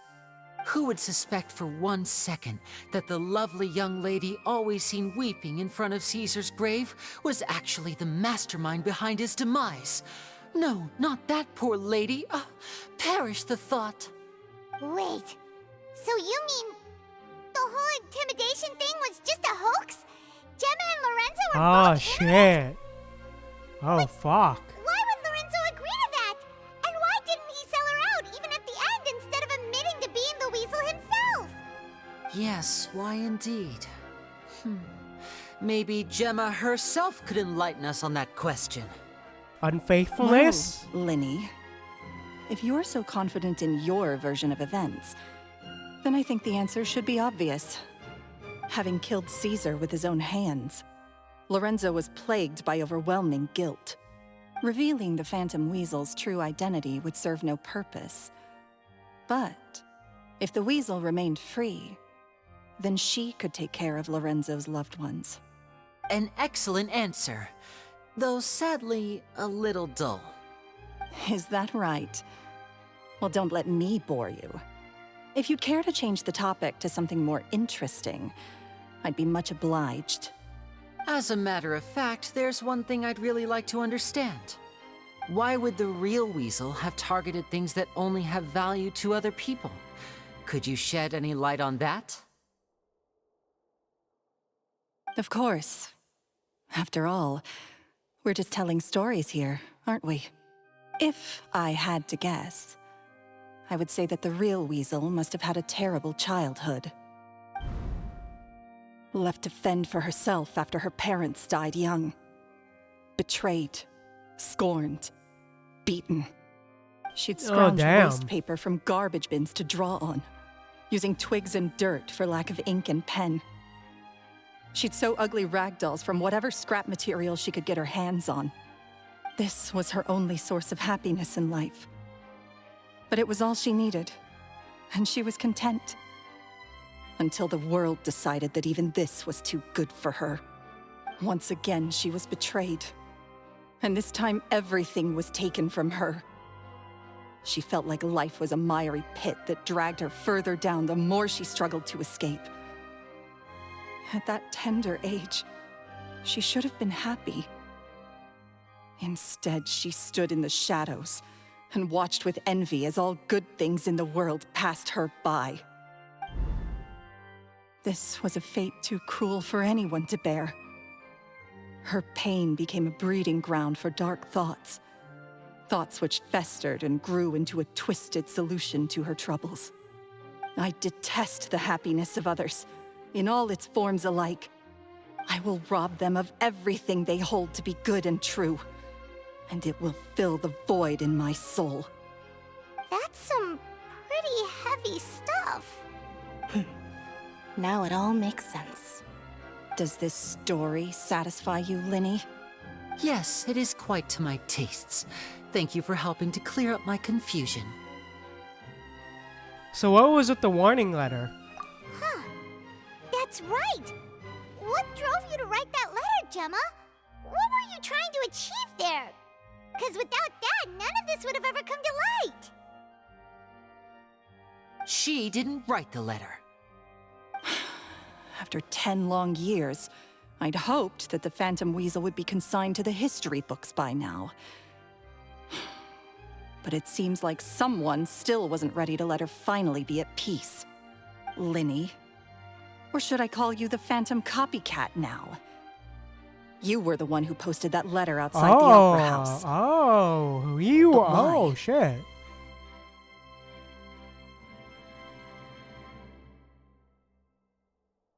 Very sharp, Phantom Weasel. Still as shrewd as ever. Well, no need for me to be coy about it. Our goal was to clear Caesar's name. The most straightforward way to change the public's impression of Caesar was to force the Weasel to show themselves. That's it? You had no other agenda? Of course we did. We made it quite clear in the letter, I believe. I shall take from you that which you hold most dear, just as you did to me 10 years ago. Oh, damn. 10 years ago? You mean Caesar's death? You met him? Wait. Oh, I get it. You were those two obnoxious kids. It's been so long, and you're all grown up now. I didn't recognize you. He taught you magic back then, didn't he? For what, 10 days or something? And you went to all this trouble. Why?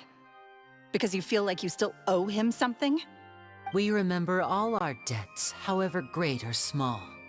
10 years ago, Caesar's reputation was torn to shreds, and his legacy was thrown out. 10 years on, and no one cares what the truth is anymore. But we did not forget, and so we came to find you. And? What exactly did you take from me? I'm still standing, as you can see. Lorenzo has admitted to everything. I'm free. Free? Do you really think so? Caesar once told me that even though the world is filled with lies and falsehoods, we must find our own truth. I think that applies to you too. Truth can take many forms. Prized possessions with nostalgic value, fervent hopes and dreams, and irreplaceable people. Oh. Life took many things from you, and those wounds never healed. When they ached unbearably in the dead of night, stealing became your way of numbing the pain. What are you trying to say? I'm saying that for the last 10 years, you've been living a rather uneventful life. Perhaps that's because you found something other than a life of crime to fill the hole? Back to Lorenzo for a second. He murdered his own master, played along with your act, and took pains to make sure any suspicion would be directed towards him. But what did he have to gain from all that?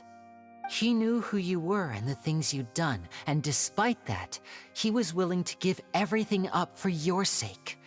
He's the reason that you haven't felt the compulsion to steal in all these years.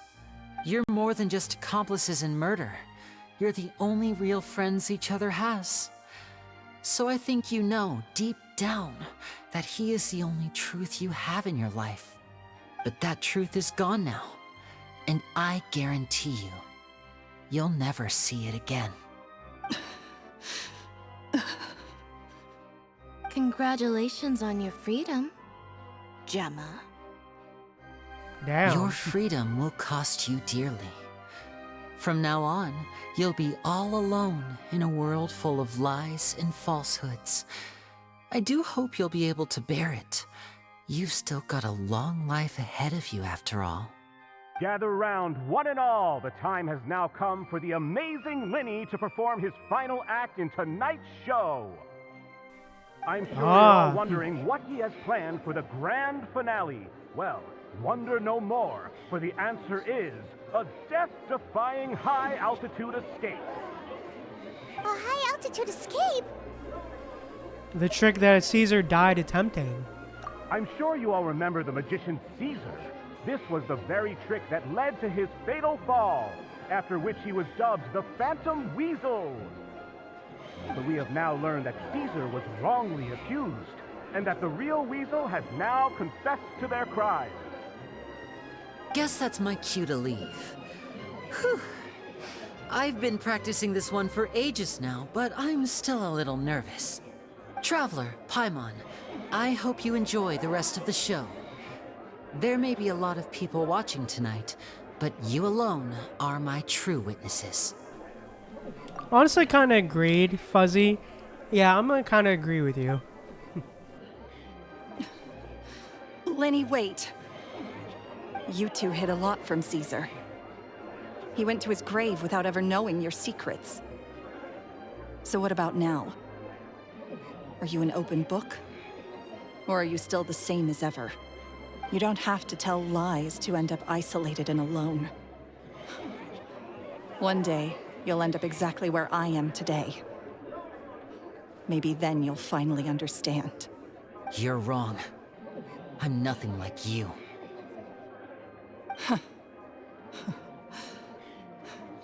So, what are we, doing now? Like Lyney said, when you're ready, let's head outside and watch the show. But what about Gemma? She'll figure out what's best for her soon enough. Oh, and if you'd like to see Lyney after the show, you know where he'll be. The usual haunt. Alright. Damn, alright. Well, let's go and watch Lyney's finale then. This trick's a pretty dangerous one, but he should be able to pull it off, right? Yeah, should he? Well, damn. But yeah, overall, man, I'll be honest. The beginning of this quest was a bit, it was a bit boring. I'll be real. The beginning of this quest was a bit boring. Like, it was really kind of boring. I'll be real. It only really got good at the end, to be honest. If I'm being honest and real about it.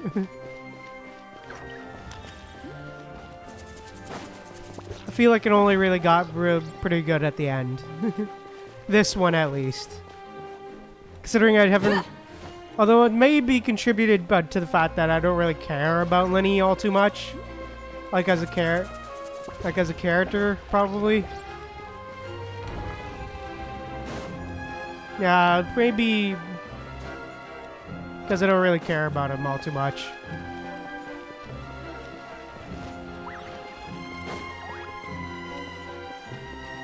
Where the hell am I supposed to go?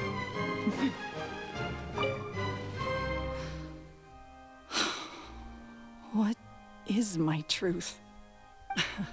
Sometimes I think I'm like a gambling addict. All I care about is winning, and it doesn't matter what's at stake. By the time I come to my senses, I'm left with nothing. Oh, if I had my time again.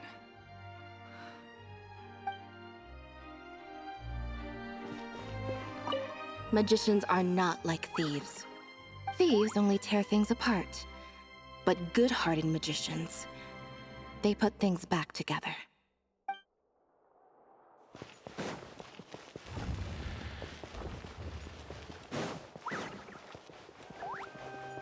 Well, damn. That is certainly, two different outlooks. But, yeah.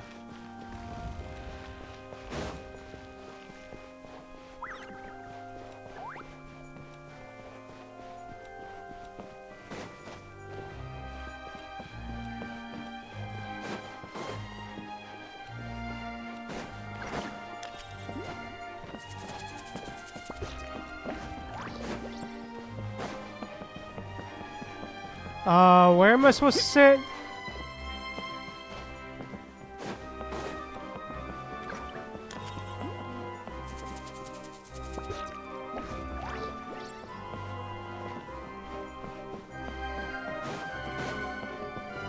God damn it.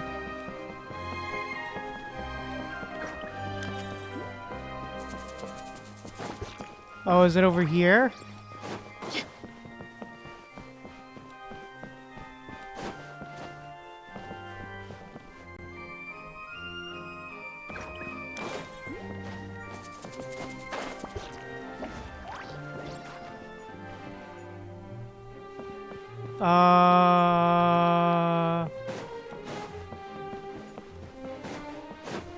Okay, I'm confused. Where am I supposed to sit?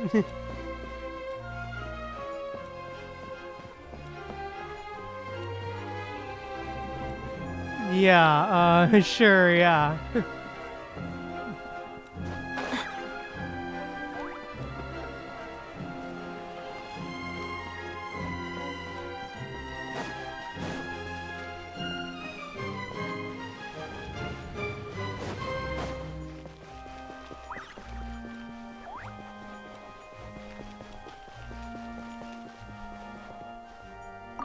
Oh, leave the opera house, huh?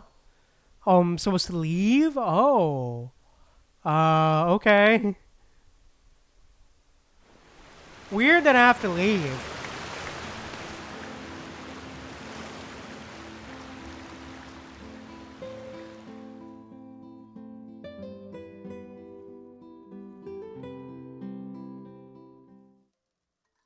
Magic should be mysterious, surprising, and defy logic.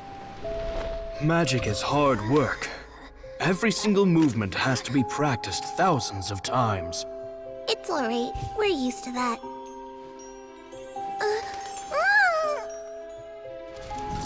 We're sorry. You've taught us so much, but we can't tell you the whole truth. It's okay. Do you still remember what I told you? This world is full of lies and falsehoods. I only hope that one day, you can find your own truth. What about you? Have you found your truth? Magic is my truth. I want to perform a magic trick so great that people will always think of me when they talk about it. For a magician, what greater honor could there be?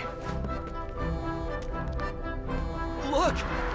Behold! Lyney is sealed inside the box. Will he manage to escape? 10 years ago, Caesar attempted this very trick, and it was at this precise moment that... Lyney! Watch out!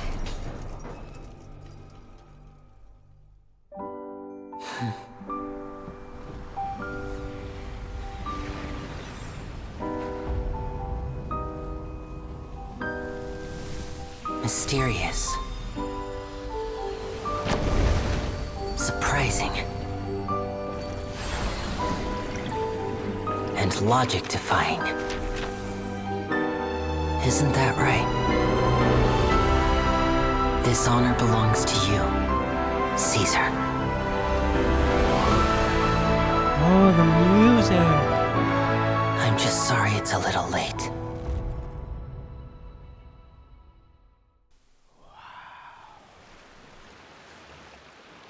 Did you see that? 1 minute he was falling, and the next, he turned into flowers. How could he possibly have done that? How mysterious. I didn't blink once. He just vanished right in front of my eyes. What a heart-stopping magic show! This was really worth the trip. Caesar's name has finally been cleared, and Fontaine's new star magician Lyney has fulfilled a wish on his behalf. Oh, I couldn't ask for a better grand finale. It will make a great headline for the Steambird tomorrow, even if I do say so myself. Looks like everyone really loved Wow. Lyney's grand finale. Yeah, that was amazing. Like, it was so cool to, like, see in that cutscene little Lyney and Lynette. It was so cute to see them, man. I love that. It was really cool, man. I like that cutscene. Aw, that's so cute. Both little Lyney and Lynette were so cute, man. I love that. even though they don't know the full story. Paimon doesn't see Lyney anywhere. Where'd he go? Oh, Lynette said he'd be waiting for us at the usual hunt. But, where is that? The cemetery? Oh, you mean the one where Caesar's buried? Yeah, that's probably it. This whole magic show kinda seemed like Lyney's way of saying goodbye to Caesar. So it makes sense that that's where he'd be afterward. Alright, let's go look for him there. Hey, let's go. Aw. But yeah, again, that was a cute cutscene, and the music was great as well during that cutscene. I loved it. But yeah, overall, man, just great stuff. That was really cute. I loved it. Like, wow. Like, wow, man. Just great stuff all around. But yeah. Let's talk to Lyney again. Alrighty. Teleport.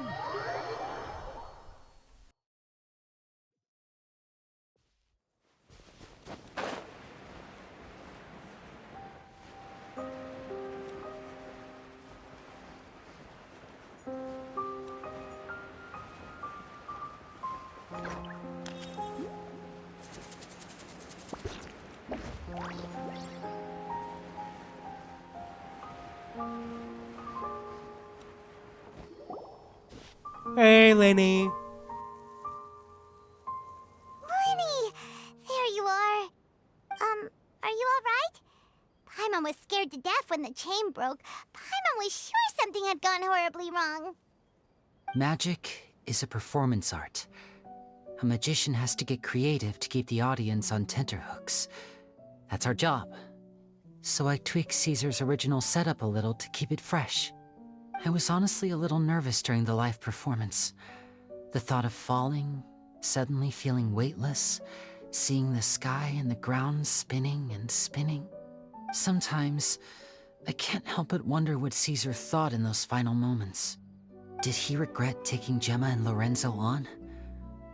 Or did he believe that it was his own slip-up right until the end? You know, Paimon's been wanting to ask you about something ever since we were in Caesar's workshop. You learned magic from Caesar once, didn't you? When was that? After I joined the House of the Hearth. To be honest, Lynette and I had an agenda when we approached him.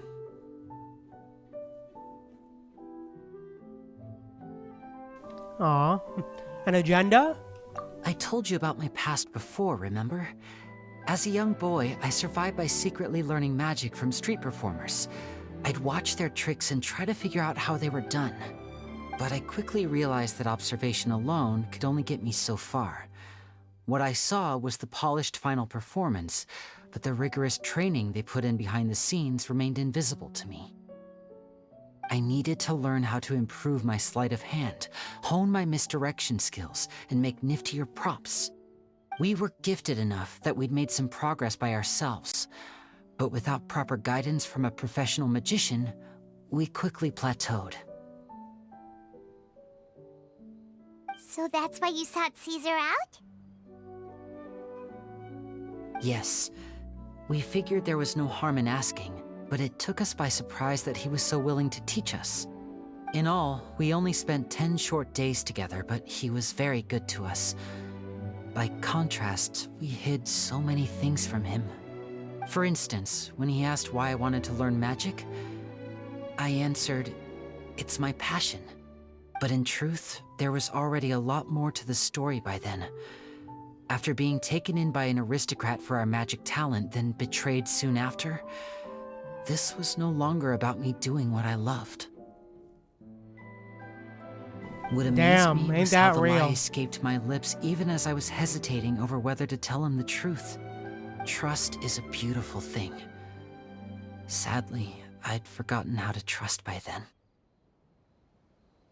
Lyney. I don't blame you. Still worried about the way I feel? You really are a gentle soul, aren't you? But don't worry, I'm used to it now. From the mansions of the elite to the House of the Hearth, lies and selfishness have followed me and Lynette everywhere we go. After Caesar went on tour, we became busy with our missions. The next we heard of him was that he'd fallen to his death, and was now declared to be the Phantom Weasel. That night, I remembered his smile. But as I lay there, I didn't know what to say to him. To keep secrets is to put up walls. The longer you keep them up, the less you let people in. Then, one day, you look around and realize your life is like an empty auditorium after a show, full of seats once occupied by all the people who left. But I guess that's the price we have to pay. You only realize how much someone really meant to you when you lose them completely. That's why I was so confident this would hurt Gemma. Because I felt it for myself. We're in your auditorium and we're not going anywhere. Yeah, Aww. cheer up, Lyney. We've had to say our fair share of goodbyes during our journey too. But whatever happens, Paimon always believes in what tomorrow brings. Delicious food, fun toys, and the traveler by my side. Paimon just needs to focus on things like this, and all the unhappy stuff goes right out the window. You know, Traveler, doesn't that kind of make you Paimon's truth? Exactly. It's the same for me and Lynette.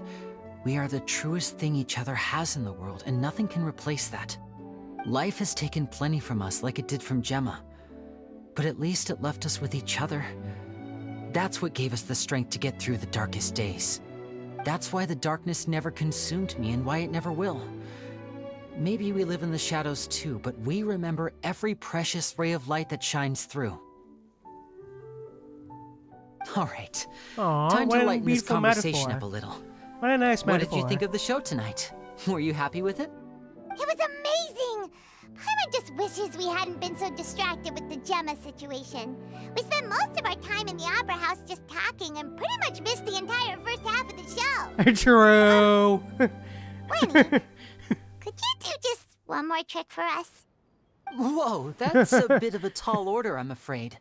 The show's just finished, so my sleeves are decidedly card-free right now. Aw, come on! Surely you can think of something. The Lyney Paimon knows can do anything if he puts his mind to it. Oh, all right then. I'll give it a go, but only because it's you. Watch closely. I have a flower in my hand. You liar! There's nothing in your hand! We ain't going along with this! Huh? My goodness, you're right. Oh, damn. But I could have sworn I brought one here with me. Okay, try this. Count down with me. 3, 2, 1. 3, 2, 1. Now, have another look flower? around. Oh, damn. Maybe the flowers appeared somewhere else. Oh, shit. Really? Let's see. Wow, there it is! Oh, this is a different flower from the last time, right? This one's called, oh yeah, a rainbow rose. But more importantly, Paimon has to know how the trick is done. Please, Lyney, pretty please! Well, if you want to learn magic, you'll have to start by addressing me as teacher. Bro, really? Fine. Please, teacher, please! Since you asked so nicely, I'll share one little tip with you. Namely, the student of magic cannot solely rely on others being prepared to reveal their secrets. You have to observe, think, and find the answers for yourself. Is that it? Look at the time. We shouldn't linger here too long. Thanks again for coming to see my show. I bid you both good night. I look forward to seeing you again. All right, fine. See ya. Shall we head back now too? Oh, Paimon can't wait to read The Steambird tomorrow. Paimon bets Lyney and Caesar will be plastered all over it. Let's head to the Steambird's offices tomorrow morning and see what we can find out. Alright, sure. We're still not done? God damn it, are we still not done? Holy fuck.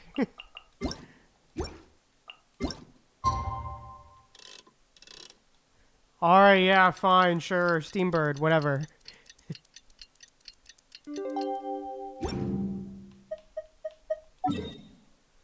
Oh boy. There we go. God damn, man, really? I'm very sorry, Charlotte, but my sister and I are quite busy today. I'm afraid we'll have to decline this interview. Oh, please, Lyney, I'll only take a moment of your time, if you would be so kind.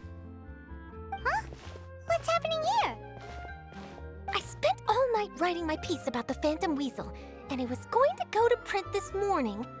But just as dawn broke, I suddenly received news that Caesar's fiancée, Gemma, had contacted the guards and confessed to having been the real Phantom Weasel all along. That was quick. Oh, damn. Oh, shit. Too late, bro. Ooh, that was quick, you say? It sounds like I've got some catching up to do. Please, fill me in. Aha! My instincts did not lead me astray. You do have something to hide. Gemma turning herself in must have something to do with Lyney's performance last night. Maybe watching my high-altitude escape trick reminded her of a better time with Caesar, and she could no longer ignore the voice of her conscience. Huh. Okay, then. Wait, no, there must be more to it. If that's all it took for her to have a change of heart, how did it take her 10 whole years? Well... Charlotte's journalistic spirit is burning red. We're gonna have to distract her somehow. Oh, I remember now. You and Gemma were nowhere to be found after the show. What happened between you? Quickfire question. Where did you all go after the show? Oh, we went to the cemetery and Lyney did a private magic trick just for us. Actually, glad you mentioned it, because that reminds Paimon, guess what? Lyney started using rainbow roses in his tricks. What? Bruh. I don't recall ever having received a rainbow rose from you myself. Is this supposed to mean that they're more important to you than your own sister? No, I just... Rip. What now? Oh, did Paimon say something wrong again? Yep. This is getting pretty awkward. What do we do, Traveler? Seems Run! Like this interview wasn't meant to be. Well, never mind. There's always next time. Forgive my persistence, but when there's explosive news waiting to be found, I can't turn away. The news about Gemma has already made waves, and I'll stop at nothing to get to the bottom of it all. Apparently, one of the things she said to the guards was that her final wish is to see Lorenzo one last time. Ah, there's clearly a web of complicated relationships there. Can't blame me for being curious. All right, I guess I'll leave you to continue the rest of your conversation in peace. Bye for now. Thank God. Lynette? Paimon didn't mean to... Don't worry, I wasn't angry. I was just trying to distract her. Oh, shit. Oh, damn. Oh, thank goodness. You scared Paimon there. Phew. You and me both, Paimon. You and me both. At least it did the job, right? Please, take good care of that rainbow rose. I'd be really upset if you lost it. Aw, that was nice. That was a nice ending. What a nice ending to wrap it all up on. But yeah, overall, man, I like that. That was great. But yeah, that was alright. I like that ending. That was a fun ending. But yeah, overall, man, just great stuff. It was a really fun ending. But yeah. I think with that said, I loved I liked the music at the ending cutscene, and it was really interesting. The ending was really interesting as well of that quest, and just yeah. Yeah, for real. Hype for real, Fuzzy. But yeah, overall, man, just great stuff at the end there. And just, yeah, really fun to see everyone around Fontaine as well. Around, you know, around the Tevat. That we haven't to catch up with everyone and get teasers for Nod Cry. Or Nod Cry Kairai, or whatever the fuck how you pronounce it. But yeah. Overall, man, just great stuff. I thoroughly enjoyed it. But yeah. That was great. Yeah, I accomplished a lot in this stream for sure, for real. But yeah. I think with that said, this is probably where I'm going to end this stream. I will be streaming again on Saturday at 3 p.m. EST. We will be streaming Xenoblade Chronicles X. We will be doing Chapter 12, which is the, I believe, the penultimate, which is basically the second last chapter of this main story of Xenoblade X. So be sure to tune in for that, because it's going to be a very big stream. Very important stream. But yeah. Oh, yeah, I'm glad you look forward to it for real, Fuzzy. But yeah, overall, man, just great stuff. I thoroughly enjoyed it. And yeah, I think with that said, that's all I really got to say. So yeah. Thank you guys so much for watching. If you enjoyed, please drop a like on the stream. And also, if you want to see more, be sure to drop a subscribe. And also, let me know what you thought of the video or the stream. In the comments down in the comments below. Thank you guys again so much for tuning in. Remember to stay humble, be kind to people. I see you guys later.